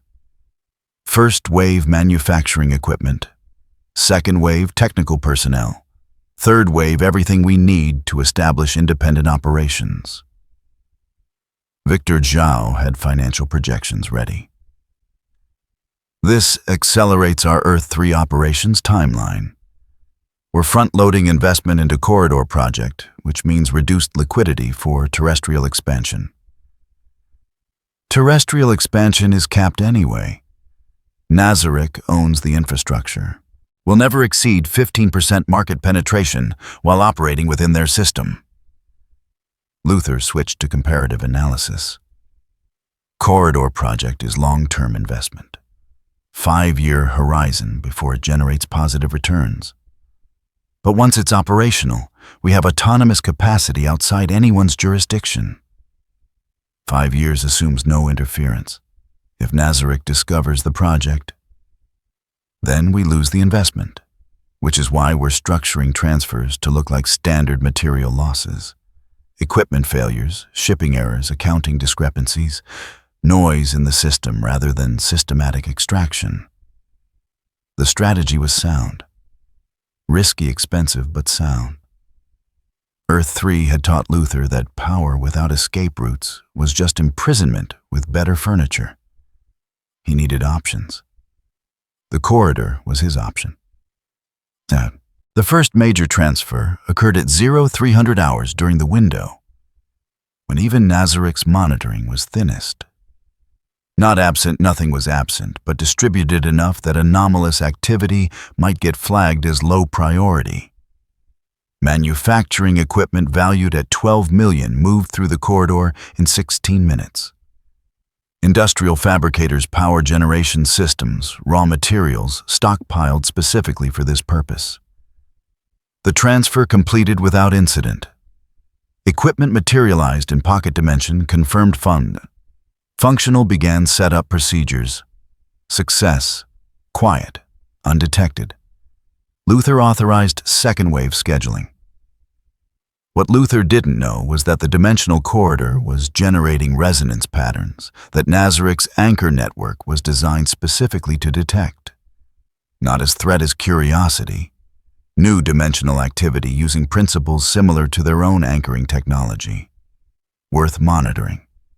Not worth interrupting. Ainz had flagged the corridor after its third test activation. Watched it develop. Analyzed the transfer patterns. Concluded that Luther was building evacuation infrastructure. Should we shut it down? Demiurge had asked. No, let him build it. Ainz had reviewed the pocket dimension survey's information they'd acquired through methods Luther's security hadn't anticipated.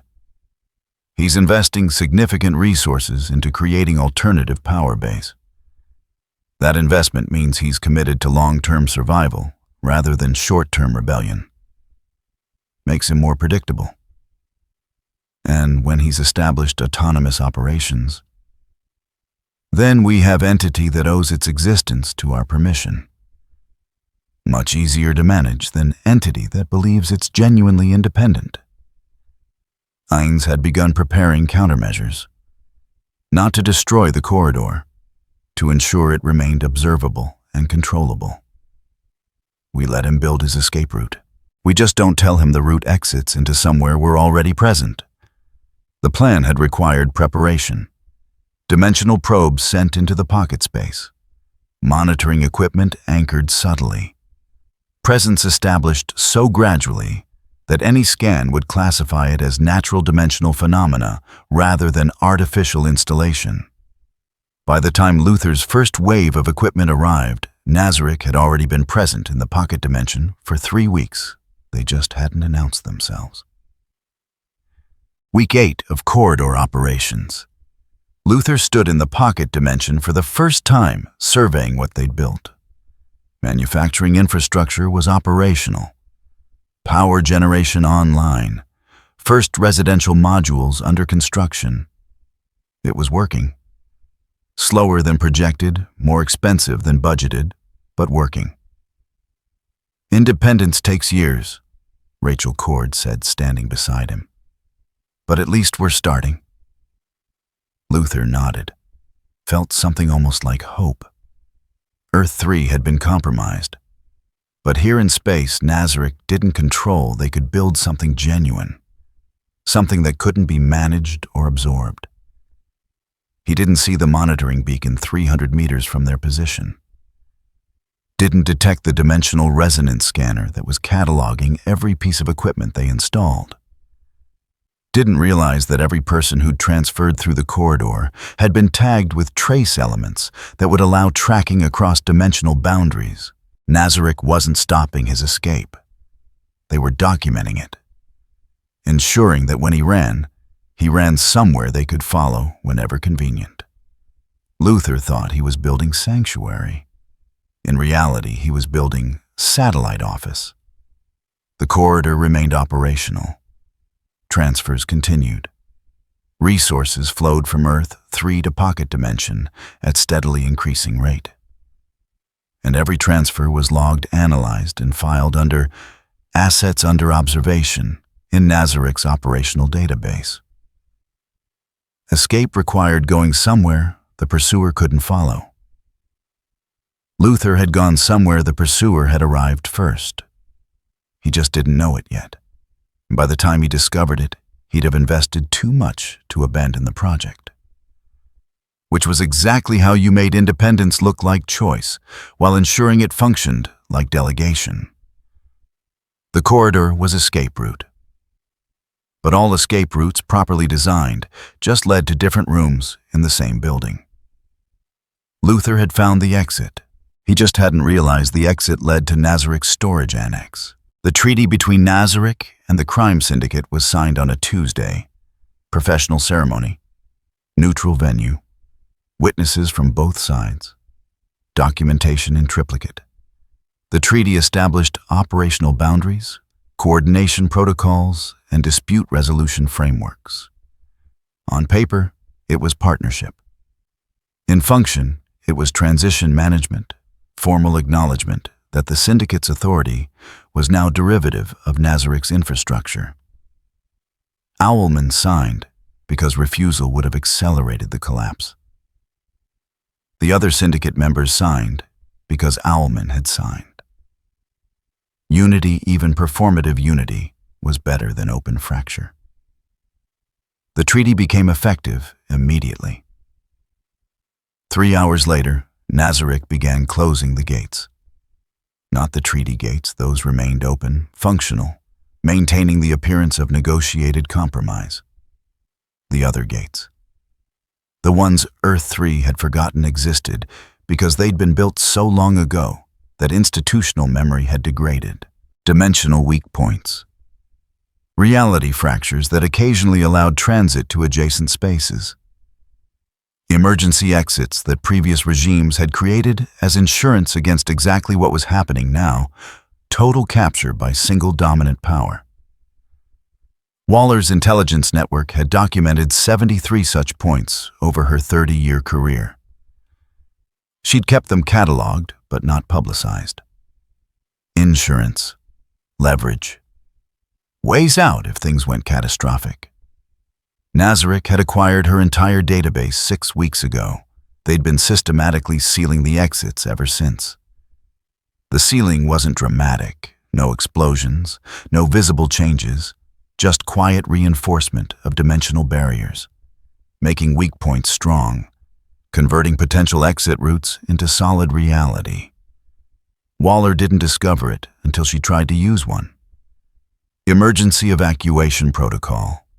Personal contingency she'd established 15 years ago when a particularly aggressive client had decided her services were worth more than her life. She'd escaped through a dimensional crack in the warehouse district. The client had gotten lost trying to follow. She activated the same route now.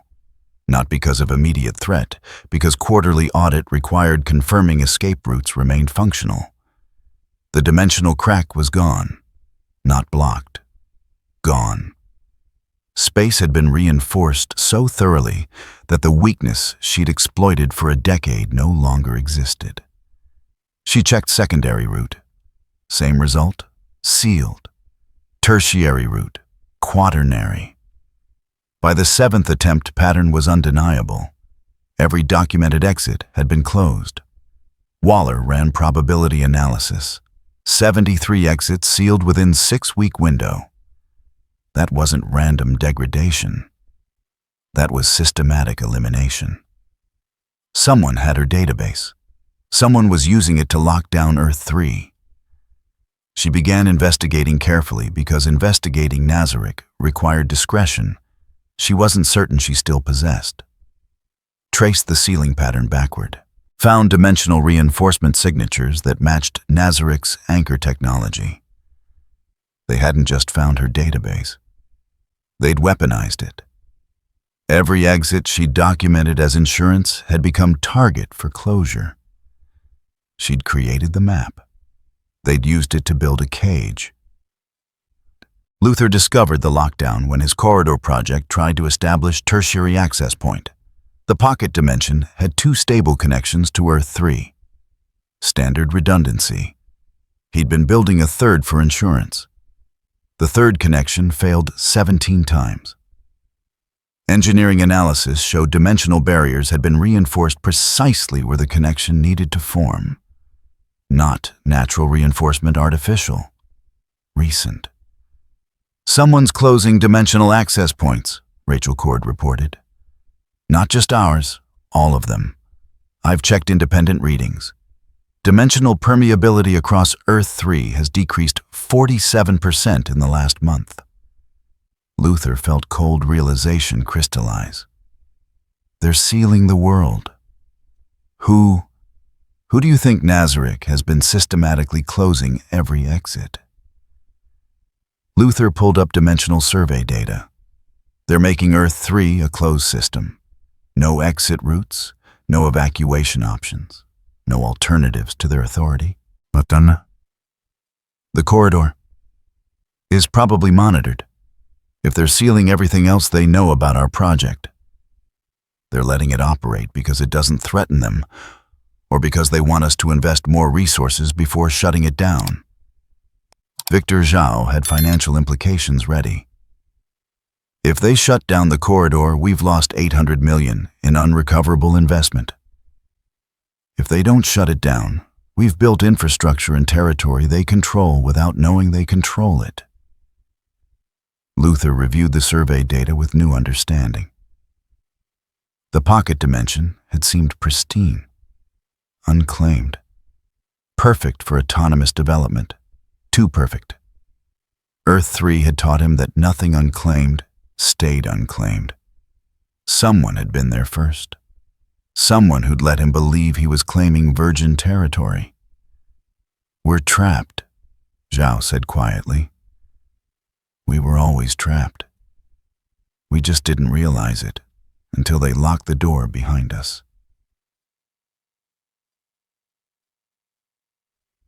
Owlman discovered the lockdown during routine security audit. His monitoring systems had been tracking dimensional fluctuations as standard practice. The data showed systematic reduction in exit availability. He cross-referenced with historical records, matched the sealing pattern to known vulnerabilities, realized every documented weakness had been addressed within 6 weeks. Someone had acquired comprehensive intelligence about Earth 3's dimensional architecture and used it to create closed system. The treaty suddenly made more sense. Nazarick had negotiated while simultaneously eliminating all alternatives to negotiation. By the time the Syndicate signed, refusing had already become impossible not because of force, but because escape routes had been cut off. They'd been locked in before they'd realized the room had doors. Owlman began drafting new assessments. Probability of successfully removing Nazarick less than 1%. Probability of escaping Earth 30.03% and declining. The Syndicate wasn't subordinate partner. They were inmates with job assignments. Ainz reviewed the lockdown completion reports. 73 dimensional weak points reinforced. 11 unauthorized dimensional projects documented and monitored. 0 significant resistance encountered. Earth 3 is now closed system, Demiurge confirmed. No uncontrolled dimensional access remains. All exit routes either sealed or monitored. Emergency extraction protocols, Ainz asked. Functional. We maintain ability to transit if needed, but for Earth, 3 natives' departure requires our permission. Good. Ainz examined the power architecture. Crime Syndicate maintaining nominal authority through treaty. Luther's underground developing an observed space. Waller's networks repurposed as monitoring tools. The world is locked. Everyone inside believes they're operating with autonomy because we're not actively restricting behavior. They just can't leave. Open-air prison. Managed society. Prison implies punishment. This is administration. Ainz dismissed the displays. Earth 3 operates as it always has. Crime, commerce, conflict. We simply ensure it operates within parameters we define. The gates were closed. The world was locked. Not visibly, Earth 3 looked exactly as it had 6 months ago. But beneath the surface, every exit had been sealed, every escape route documented, every alternative eliminated. People could choose how to live. They just couldn't choose to leave. And choice without alternative was how you made control feel like freedom. Earth 3 was captured. The residents simply hadn't noticed because the cage was large enough to feel infinite. Until you tried to leave, then you discovered walls existed after all. 6 months after Nazarek's arrival, Earth 3 operated more smoothly than it had in 20 years. Crime rates hadn't decreased. Violence remained currency. Ambition still drove every transaction. The fundamental nature of Earth 3 hadn't changed. Only the management had. Marcus Webb stood in line at the administrative center, the building that processed operational notifications, collected fees, and issued permits for criminal enterprise. The line moved efficiently. Everyone knew the requirements. Everyone had documentation prepared. Next, Marcus approached the counter, handed over paperwork. Notification of intended robbery target demographics, estimated take-risk assessment contingency protocols. The clerk processed it in 90 seconds. Fee is $3,200. Territory clearance confirmed. Route optimization available for additional $500. Marcus paid both. Route optimization was worth it. Saved 6 hours and 3 potential confrontations with rival operations. Transaction completed. Receipt issued. Marcus left with legal permission to commit felony theft optimized route to do it efficiently and insurance that rival gangs wouldn't interfere because they'd get flagged for operating in someone else's allocated zone. Crime hadn't been eliminated. It had been industrialized. And Earth 3's criminals had discovered that industrialized crime was more profitable than chaotic crime. Not sure which one. The crime syndicate maintained headquarters in the same building they'd occupied for a decade. The exterior hadn't changed. The interior power dynamics had. Owlman reviewed operational reports, territory management, dispute arbitration, coordination with Nazarek administrative systems. The language was partnership. The function was middle management. "We're administrators," Ultraman said, reading over his shoulder. 6 months had eroded his rage into resignation. "We collect fees and file reports. That's what we've become." "We maintain stability and extract revenue," Owlman corrected. "The terminology matters less than the function. The function is we're employees. The function is we're alive and operational. 6 months ago, we were facing extinction. Now we're facing bureaucracy. I prefer bureaucracy." Superwoman entered without knocking. "Nazarek wants quarterly meeting, treaty compliance review." "Schedule it." Owlman didn't look up from reports. "Standard agenda. Performance metrics, conflict resolution, resource allocation." She left. Ultraman remained. "You're comfortable with this?" "I'm comfortable with surviving." Owlman finally met his gaze. "You want to fight again? Go ahead. Doors unlocked. Nazarek won't stop you. They'll just document it as breach of treaty and adjust our operational parameters accordingly, which means reduced territory, increased fees, enhanced monitoring. So we do nothing? We do our jobs, which happen to be jobs they've defined, but they're still jobs that keep us relevant." Owlman returned to reports. "Pride is expensive. I prefer profit." It was the most Earth 3 thing he'd ever said. Ultraman left without responding because there was no response that changed anything. Alexander Luthor stood in his pocket dimension office, reviewing expansion projections. The corridor was operational. Resources flowing steadily, infrastructure developing. He'd accepted that Nazarek was monitoring it. Had to be. The alternative was that he'd found genuine sanctuary, and Earth 3 had taught him that sanctuaries didn't exist, only territories with different management. But monitored autonomy was still autonomy. As long as Nazarek found his operations useful rather than threatening, he could build. Slowly, carefully. within parameters he didn't control but could predict. It wasn't independence. It was licensed ambition. He'd compromised, accepted subordinate position, traded freedom for survival. And he'd do it again, because the alternative was being erased. Rachel Cord entered with updated surveys. We've identified anomalous readings, possible Nazarick monitoring equipment about 400 meters north. Confirmed? Not yet. Could be natural phenomena. It's not natural, it's them. Mark it on the map. Don't interfere with it. Luther began calculating. If they were monitoring, they wanted something. Data observation insurance. Didn't matter. Let them watch. As long as watching was all they did, the project continued. We're building on borrowed permission, Rachel said quietly. Everything in Earth 3 is borrowed. We just usually borrow from different lenders. Luther filed the survey. Keep building. Monitor their monitoring if possible. Adjust as needed. Standard operation in observed space. She left. Luther stood alone in the office he'd built in a dimension that wasn't his, using technology he'd partially stolen on Timeline that existed because someone else permitted it. He'd saved Earth 3's closest thing to a resistance movement by turning it into satellite operation.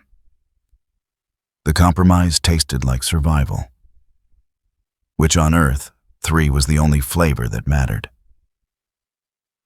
Ainz stood in Nazarick's throne room, reviewing Earth 3's integration status. Complete, sustainable, profitable.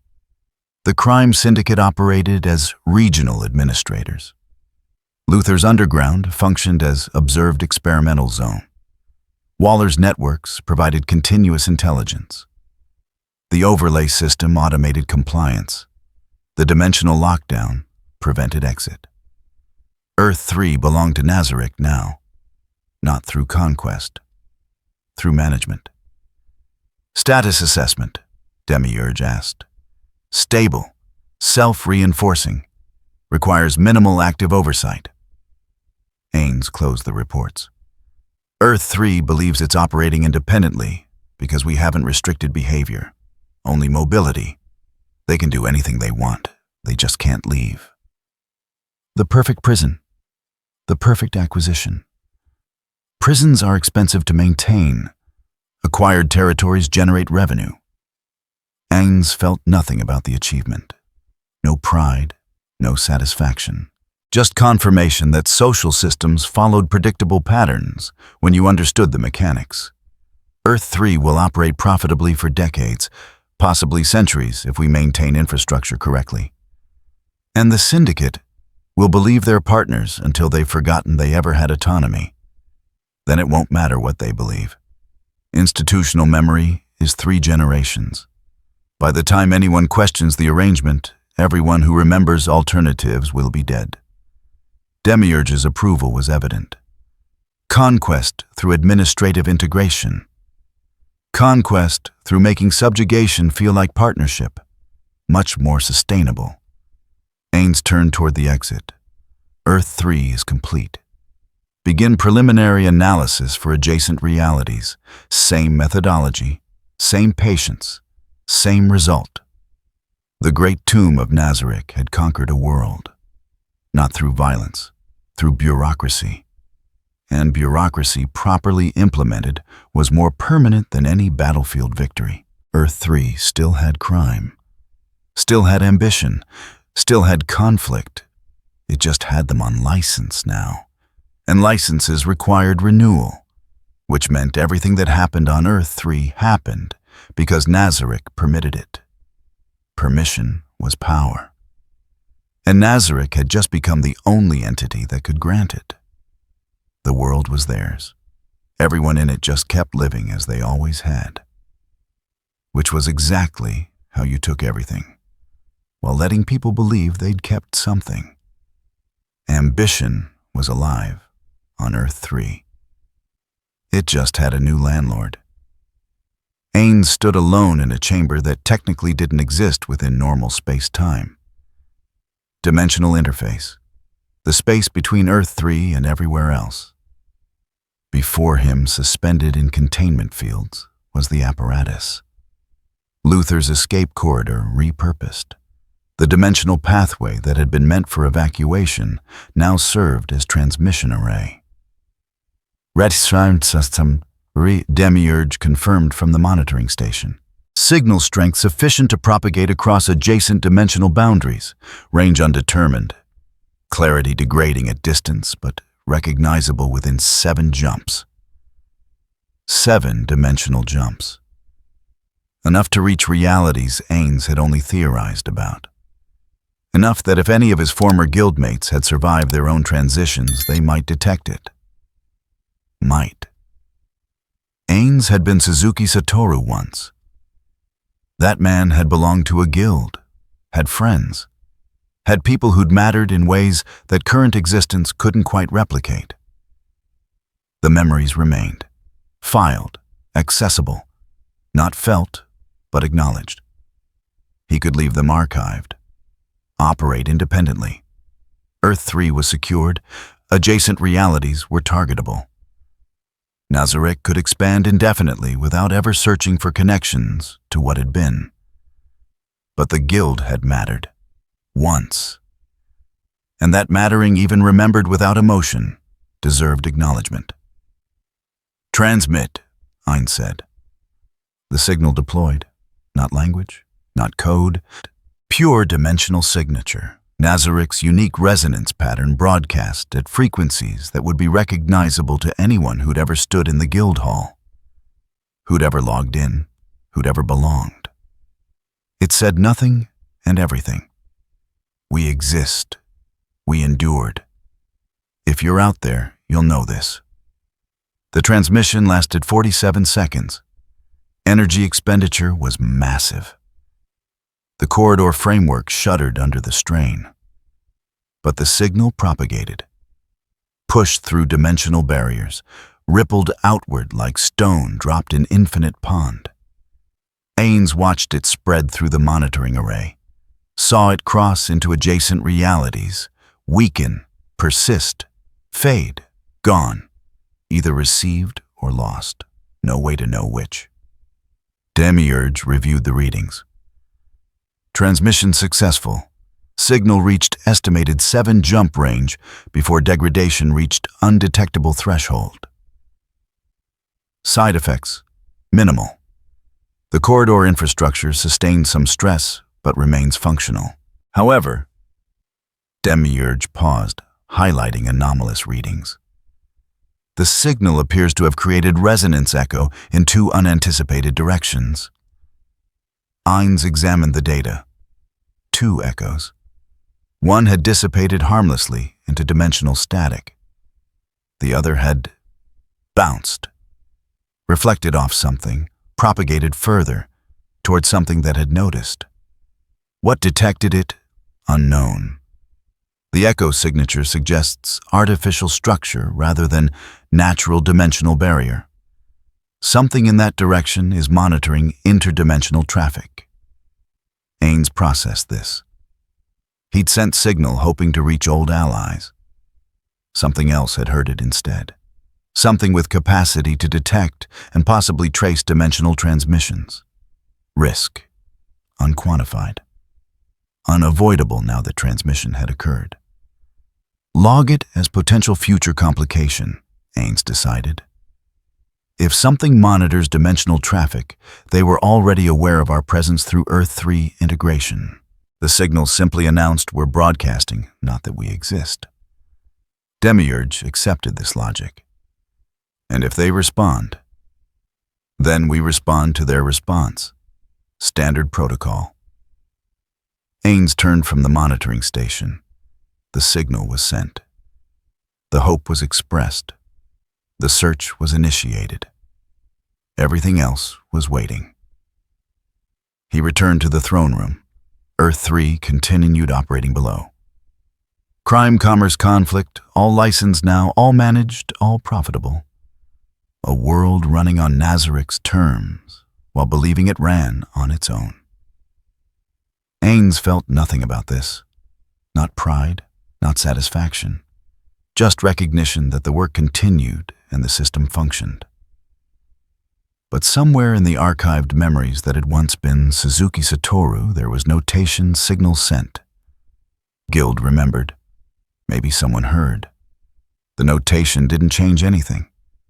Didn't make him hope in any meaningful sense. Hope required emotional investment he no longer possessed. But it existed in the files. Documented, acknowledged. And on Earth 3, in a reality that had been captured so thoroughly that capture felt like autonomy, life continued. People lived schemed, survived, under the management of a tomb that would wait centuries for a response that might never come, but would wait nonetheless.